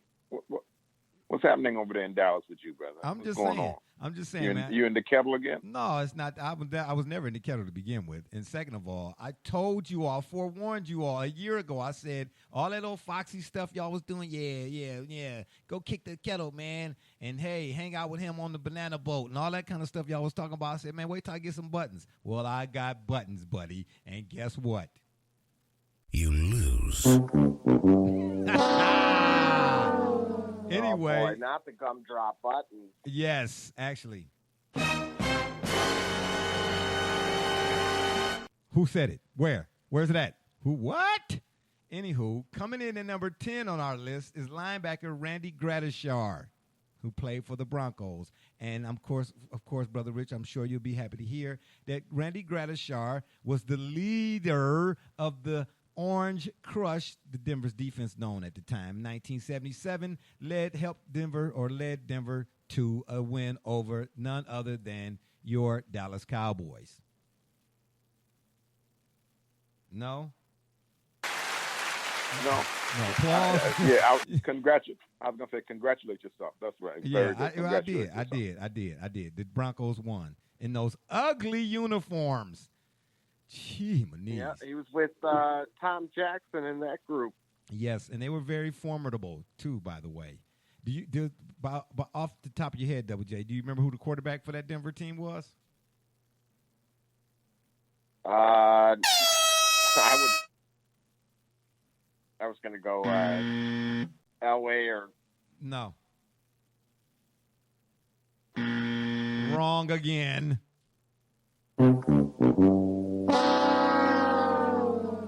Craig Morton.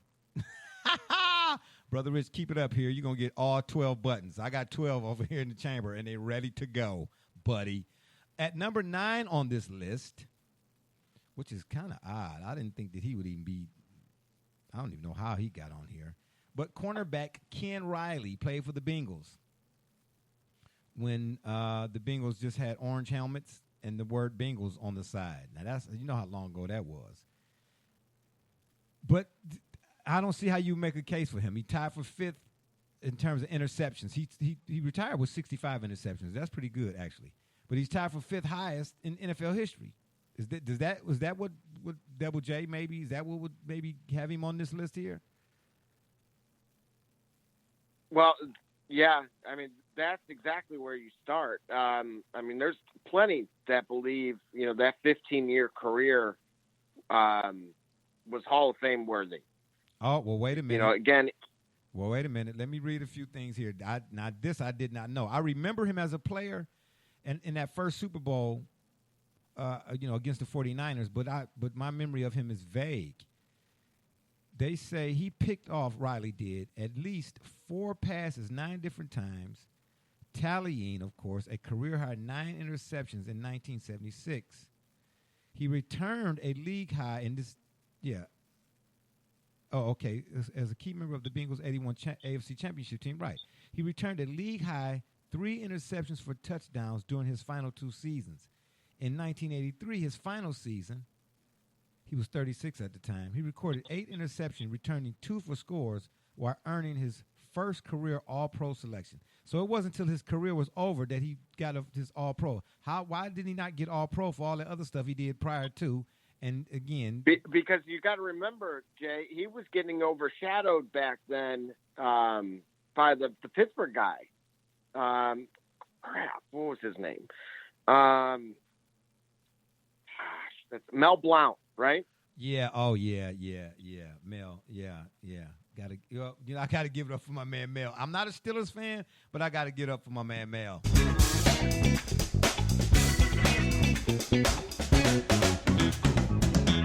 Mel, I hear it's your boy Jay. I'll let you 2 times, baby. It's all good. Mel Blount, baby. Yeah, well, okay, he was getting overshadowed by Mel Blount.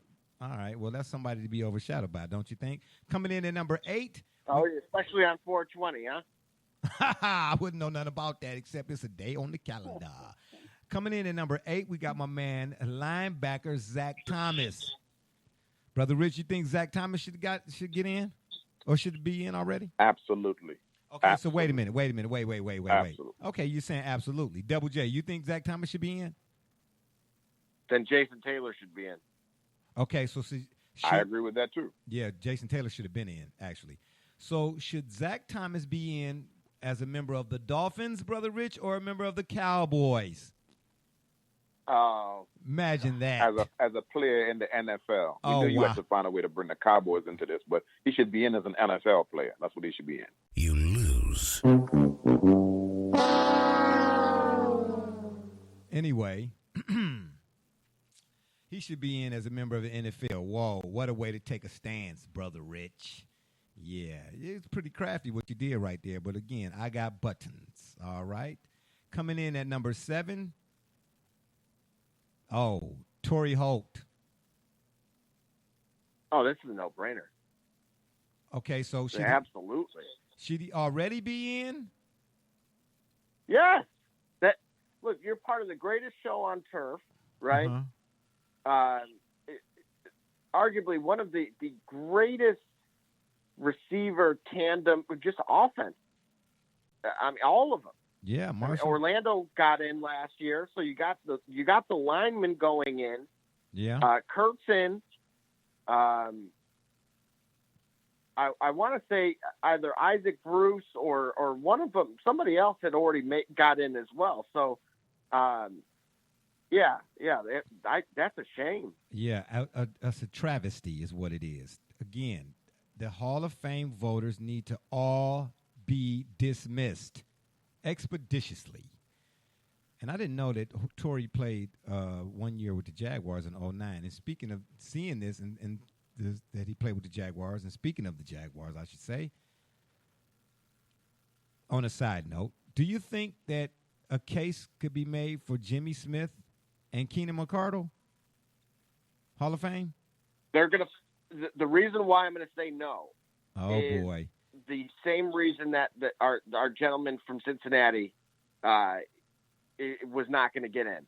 And you're a victim of the small market, and because of that, you were overshadowed by other receivers or skill, ultimately positions in bigger markets, and therefore you don't get the individual accolades like Pro Bowl selections or All Pros, etc. And then naturally your team is not very good either. And again, this is why arguably that same case was being made against Calvin Johnson.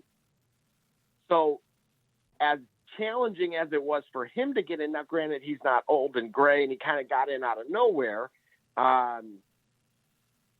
that's absolutely why I believe those guys are going to forever be known in their local markets and certainly come up upon discussions and for the true stat guys.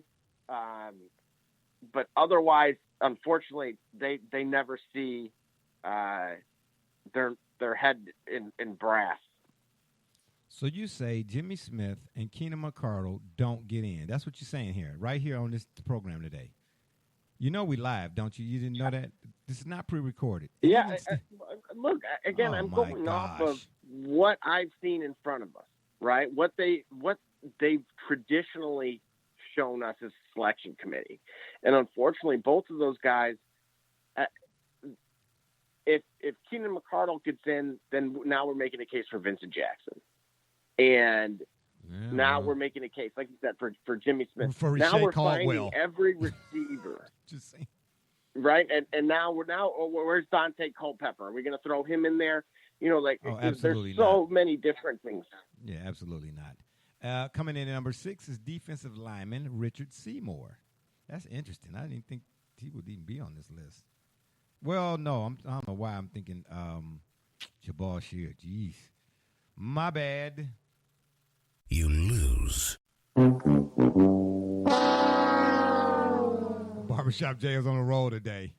I'm just going to just press buttons. When we get out of here, I'm going to just press buttons.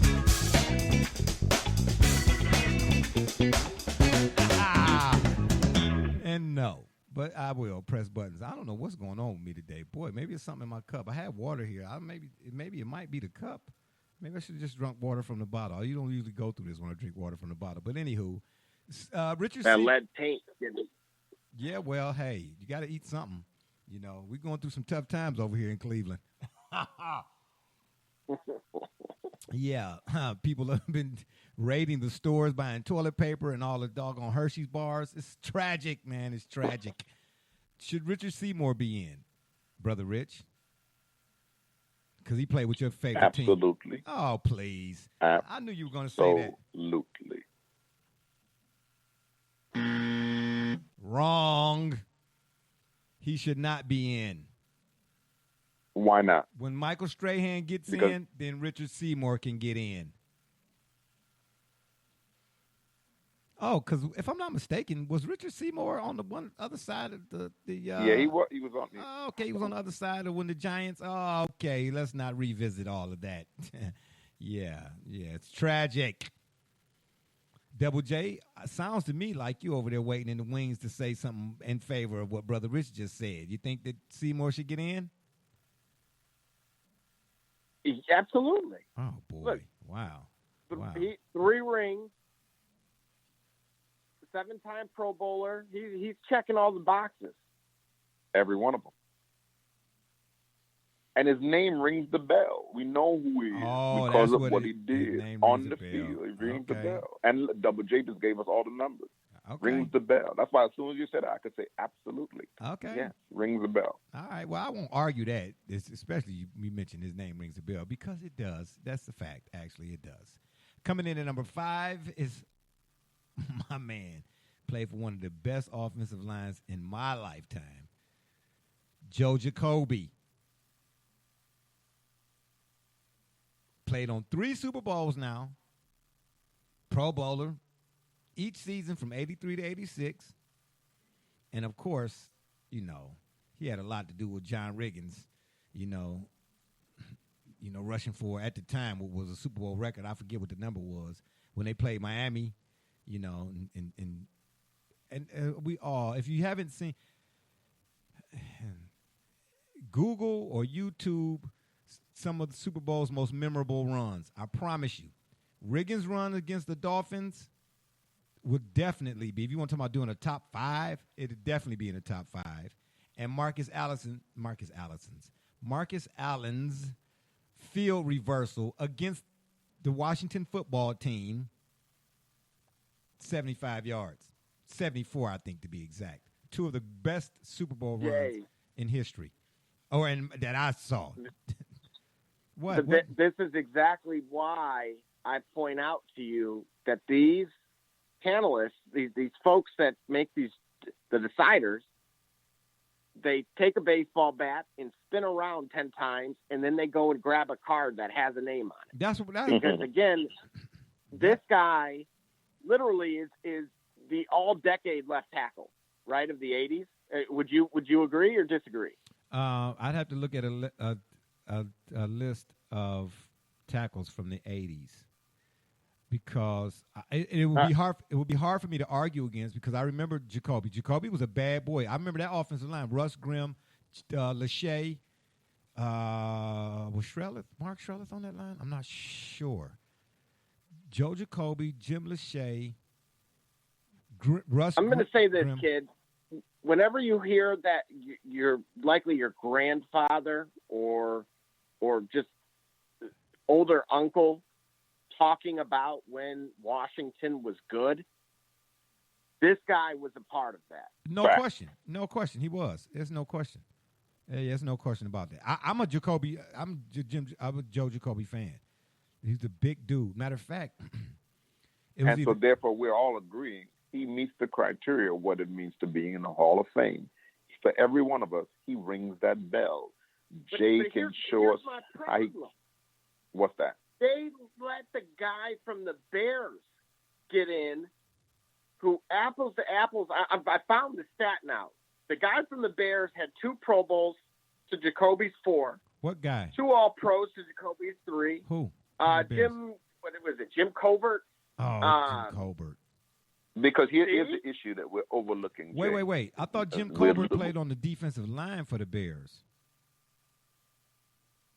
I thought so. Well, I know, but I'm going at like numbers to numbers here. Okay, got you. Okay. But here's what we're missing. I think we're missing here that one element of the Hall of Fame is you have to have a PR campaign. And depending on how good you are and how good your marketability is in your PR campaign and how you can get your message across to the voters and keep your message out there and keep that in front of people, that you should be in the Hall of Fame. And so this is the kind of thing that we're talking about. As the list come out, we look at what you'll find is more than likely these people have not had anybody up until points like this advocating for them to be in the Hall of Fame. And when you compare apples to now that analytics and we're looking at numbers, people are saying, how's this guy not in the Hall of Fame? How's that guy in the Hall of Fame? Yeah. And you say, well, wait a minute. This guy, because you find out that more than likely people, the writers liked this guy. They thought he was remember now, there were writers who admitted they did not vote for Terrell Owens for the first ballot Hall of Fame for no other reason but because they did not like him personally. And for that reason, you should not have a vote. Yeah. Because you used something to keep that man out that had nothing to do with whether or not and why he should be in. Fact. Imagine somebody denying Kobe his right, which all of us know. The day he retired, the day he walked up the court, we all know this is a first ballot Hall of Famer. Anybody that does not vote for him on the first ballot for Hall of Fame should never have anything to do with the game of basketball again in ever life. Again. It's the same kind of thing that we're talking about. If you're going to disrespect the legacy of the game and what the games even stand for by not even paying attention to people like. Let's even take a Heinz Ward. We all were in unanimous agreement with a player like that he should at least have some serious consideration for such an award. Right. Because his legacy and what he contributed to the game of football itself is far greater than some writer that has the authority to him or her to judge his contribution to that kind of game. Thank you. That's what I don't, you know what I'm saying? But here's the killer part. You give this guy, because Hall of Fame voters, especially NFL Hall of Fame voters, they don't wake up one morning and go pick a card and say, they can't self-appoint themselves as Hall of Fame voters. Somebody has to say, okay, you get that credence to do so, or you get that accolade, or this, okay, you have that right to do. Whoever's giving this guy the go-ahead or the okay to be a voter knows already that this guy you got to have some idea that this guy's going to be voting because who he like or who he don't like. So you're going to, man, don't get me started, man. That's why I say the whole process to be like, man, he should get Hall of Fame. Yeah, What are we going to talk about next? Because I don't place no stock in it, because the guys who should be in don't get in based on what the guy who's supposed to be putting him in should be basing it on. And you expect me to take it seriously? No, I don't. No, I don't. Because to your point, Brother Rich, what you started off saying, because I'm definitely Joe Jacoby all day long. And right quick, Double J, in the 80s, if I'm not mistaken, he may have been a guard. But Bruce Matthews' name comes up, and definitely Munoz, Anthony Munoz. But Jacoby is right there. You know, Anthony Munoz for sure. But Jacoby is right there. I mean, I watched him. And a little side note here, a little short story right quick. There was, I don't know if it was Russ Grimm or Jacoby, one of the two. You know, the Washington football team and the Dallas Cowboys, well, the whole NFC East back then was, you know, they really hated each other, really, really hated each other. And every time it seemed like the Washington and Dallas was in some sort of divisional or NFC championship. It just seemed like that was the case during the 80s. They were just always playing for all the marbles. Man, Randy White, if you don't know who Randy White was a problem. Defensive end. He played defensive end, defensive tackle. He probably got the Gatorade. Oh, boy. He did everything for the Cowboys. I'm just, it's not fandom at all. This is facts is what this is. It sure sounds like fandom. I was wondering, like, wait a minute, we about to hear, like, bombs bursting in there and all that kind of stuff. The way you were talking about it, Randy White. He did everything, and he's Randy White. Randy White. And just the way that the sun reflected off Landry's of hat. Randy White, and yes, and Randy White and Landry and the Shield. Oh, I'm not saying any of that. You all didn't let me finish the story. See, this is what you all do. You take half a morsel and you try to make a whole meal out of it, and you can't because you don't have the main ingredients. You need butter. Anyway, what I'm saying here is, in a game, in the NFC Championship game, I think maybe the year previous, Randy White had manhandled the Washington's offensive line. And even though the game was kind of in hand for Washington, Joe Gibbs calls a play, a passing play. Theismann comes to the huddle, calls the play. It was either Jacoby or Russ Grimm or both.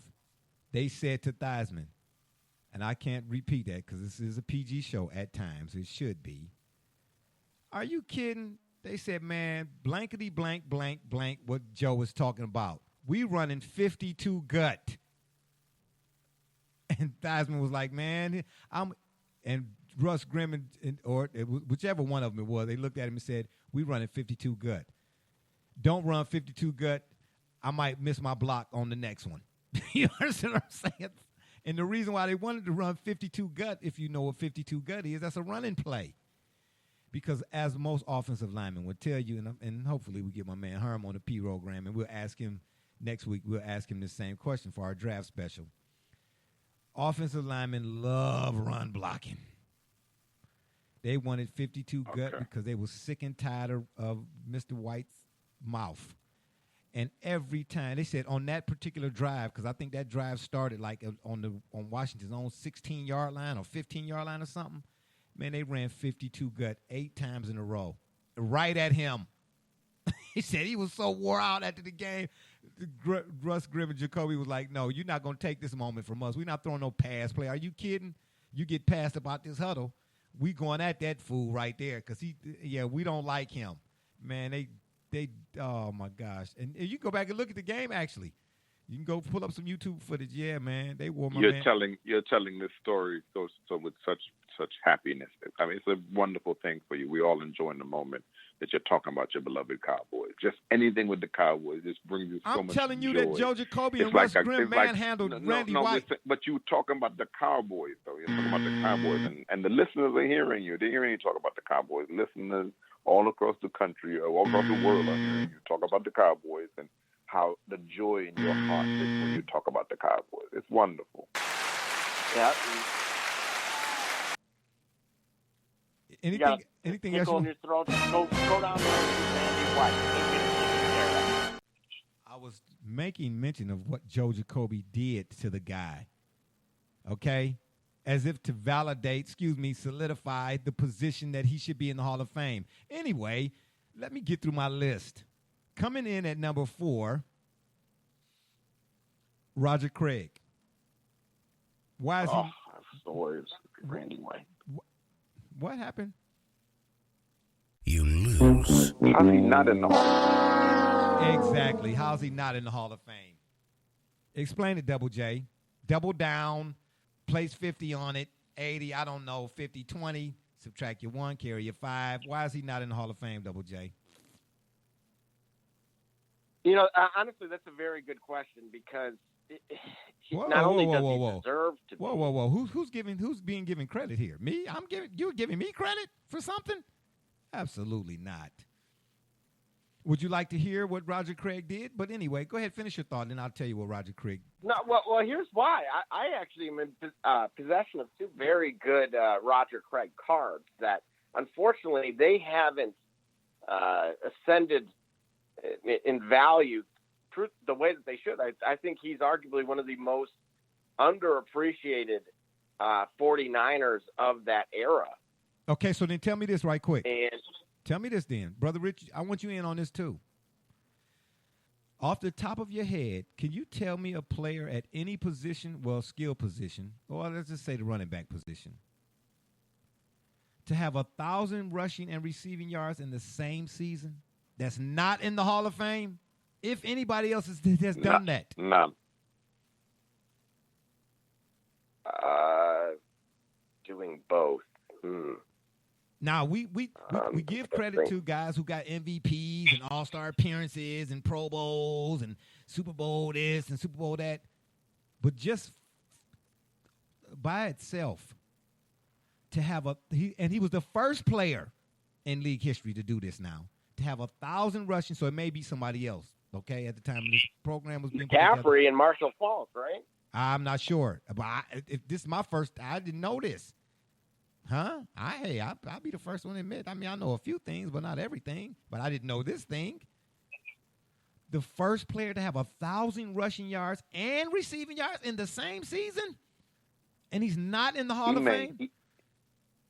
He may suffer from a very unique circumstance in that. But he's a 3-time Super Bowl champion, Brother Rich. But that's exactly what I'm trying to tell you. He's played in too much limelight. And here's what happened. Whoa. He played in the years of 49er glory when there were so many superstars, where they were, what's the saying? You've used it on the show from time to time, that they reload. How do you say that? They don't rebuild, they reload. They reload. Okay, but wait. At that time, they weren't rebuilding. They were reloading every year. And so he happened to be part of the machinery in that time where he, in fact, was part of 3 Super Bowls. But he was in the Bay Area at a time where the technology boom was happening. It was all about the 49.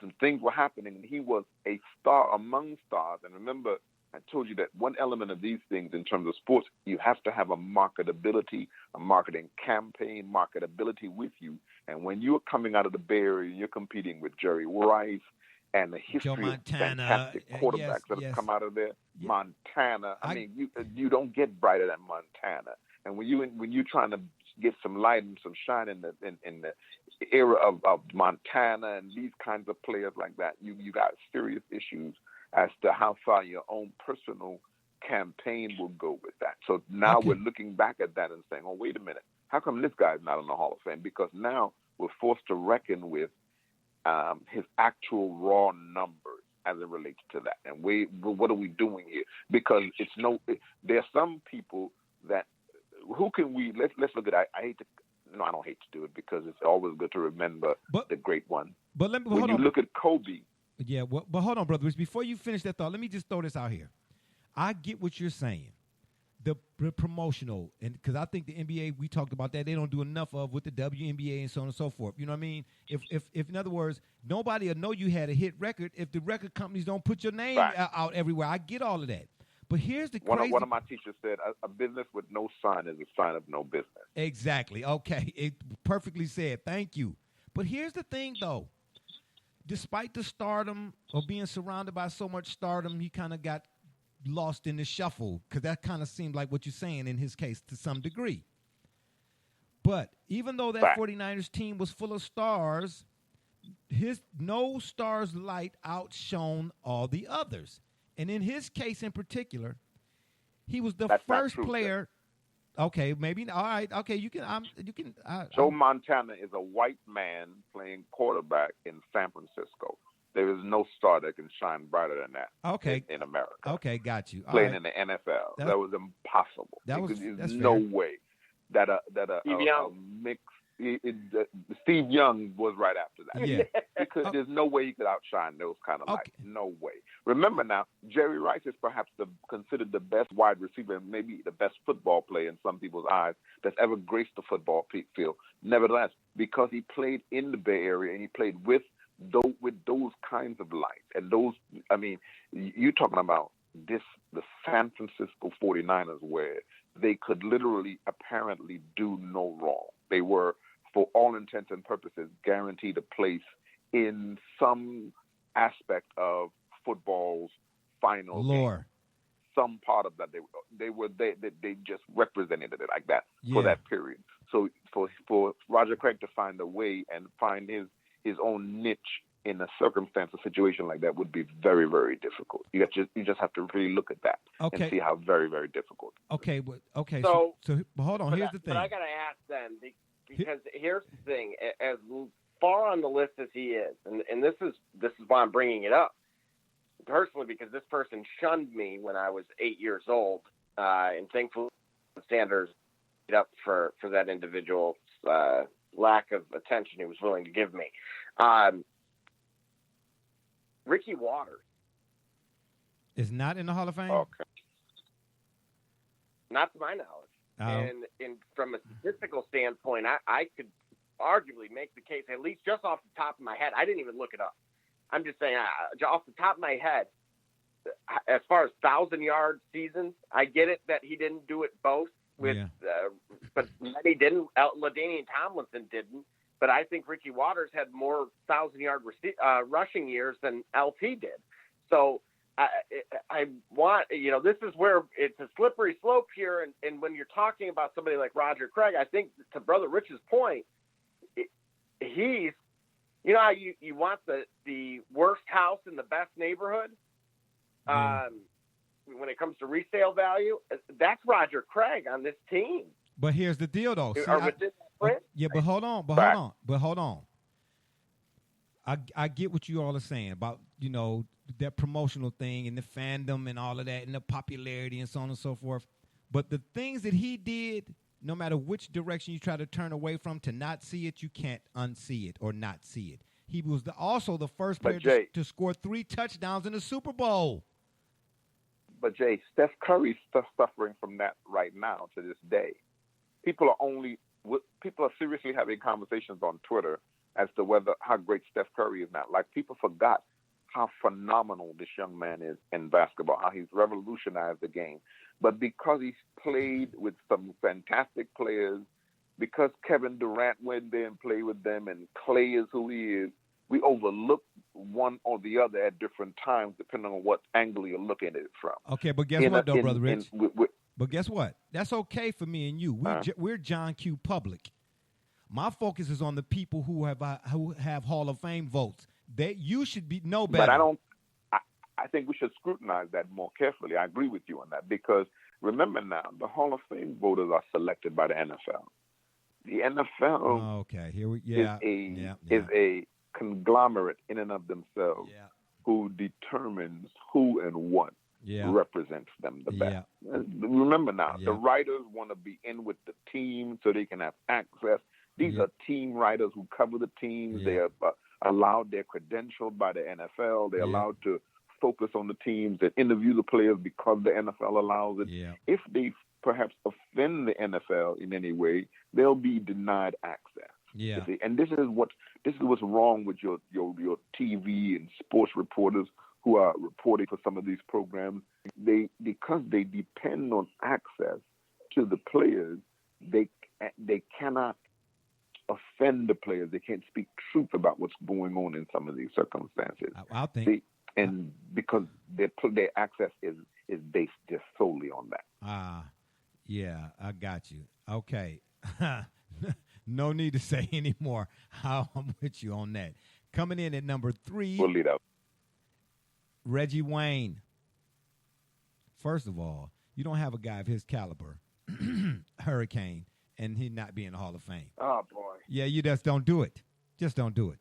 Just don't do it. So you've checked all the boxes tonight. Huh? You've hit Buffalo. Absolutely. You represent your family, even though he wasn't here. You hit the Cowboys. Absolutely. And now you hit the Hurricane. Yeah, absolutely. Man, hold it.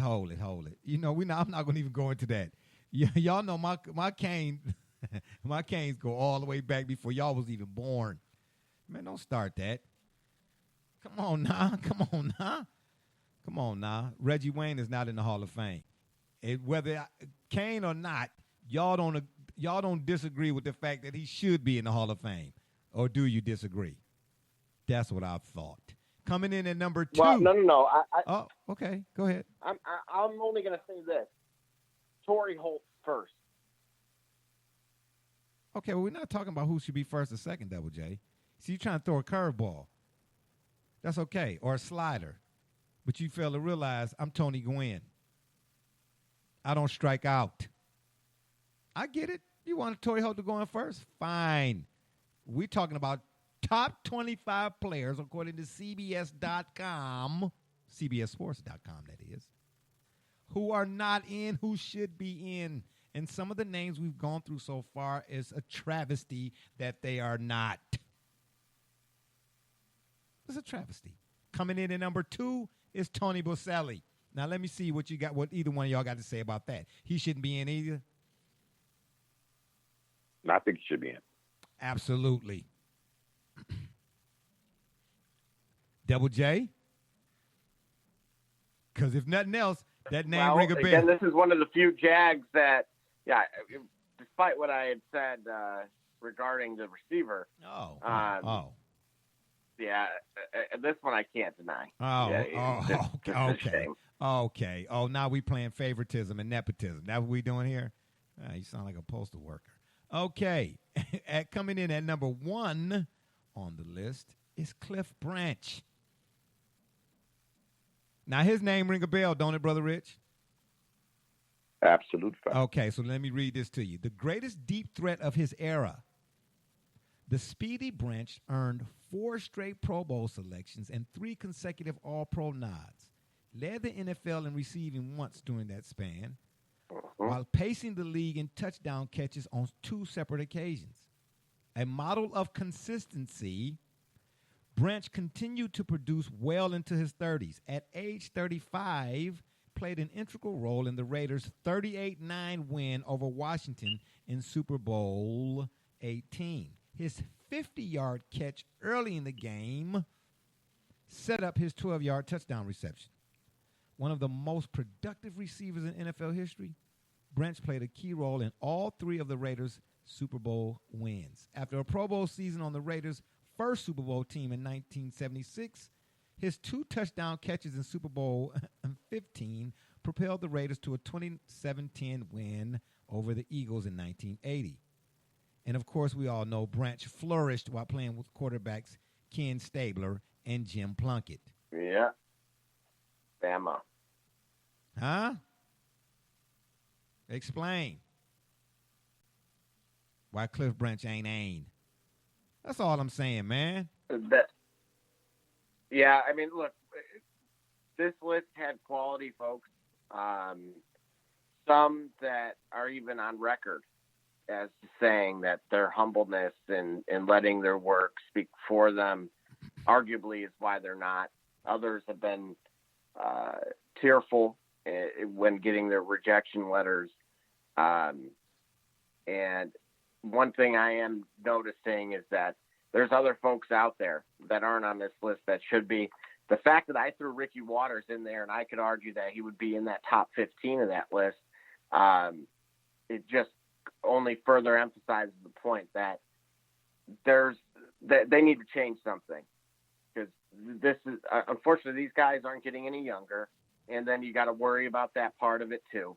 We're already going to see that this year, by way of other circumstances regarding Kobe, and it's meant to be celebrated while they're here. Absolutely. For their body of work, and so it's a shame that for many that might not be the case. Absolutely. And I appreciate you all as always, Brother Rich Double J. That was good stuff. And on that note, it's been fun, but we got to run. We appreciate y'all for listening. Don't forget to check us out right here on Spreaker.com. Even though we did go a little longer in the tooth than what we had scheduled or what we used to, this was a good show, I think. Or you can check us out on Facebook, Twitter, or wherever you listen to your favorite podcast, as well as the shop's Facebook fan page. And if that don't work, Google it. Once again, for my man's bro Rich, Double J, and D Gully, even though he tried to get in, we couldn't get him in, unfortunately. And all those who follow and support us, we say thank you. And remember, the Shop Report is now being brought to you by none other than the fine folks at Rocket Digital Media. It's the one-stop shop for all your digital marketing needs. You can look them up on Facebook at RDM Detroit, or you can go to the website, rocketdigital.net. That's ROCKIT digital.net. And make sure while you're over there, you tell them the BSJ sent you. I'm Barbershop Jay, and you listen to the Shop Report. And remember, the next time y'all want to know what's really going on, man, come to the shop. Walk-ins are always welcome. Holla!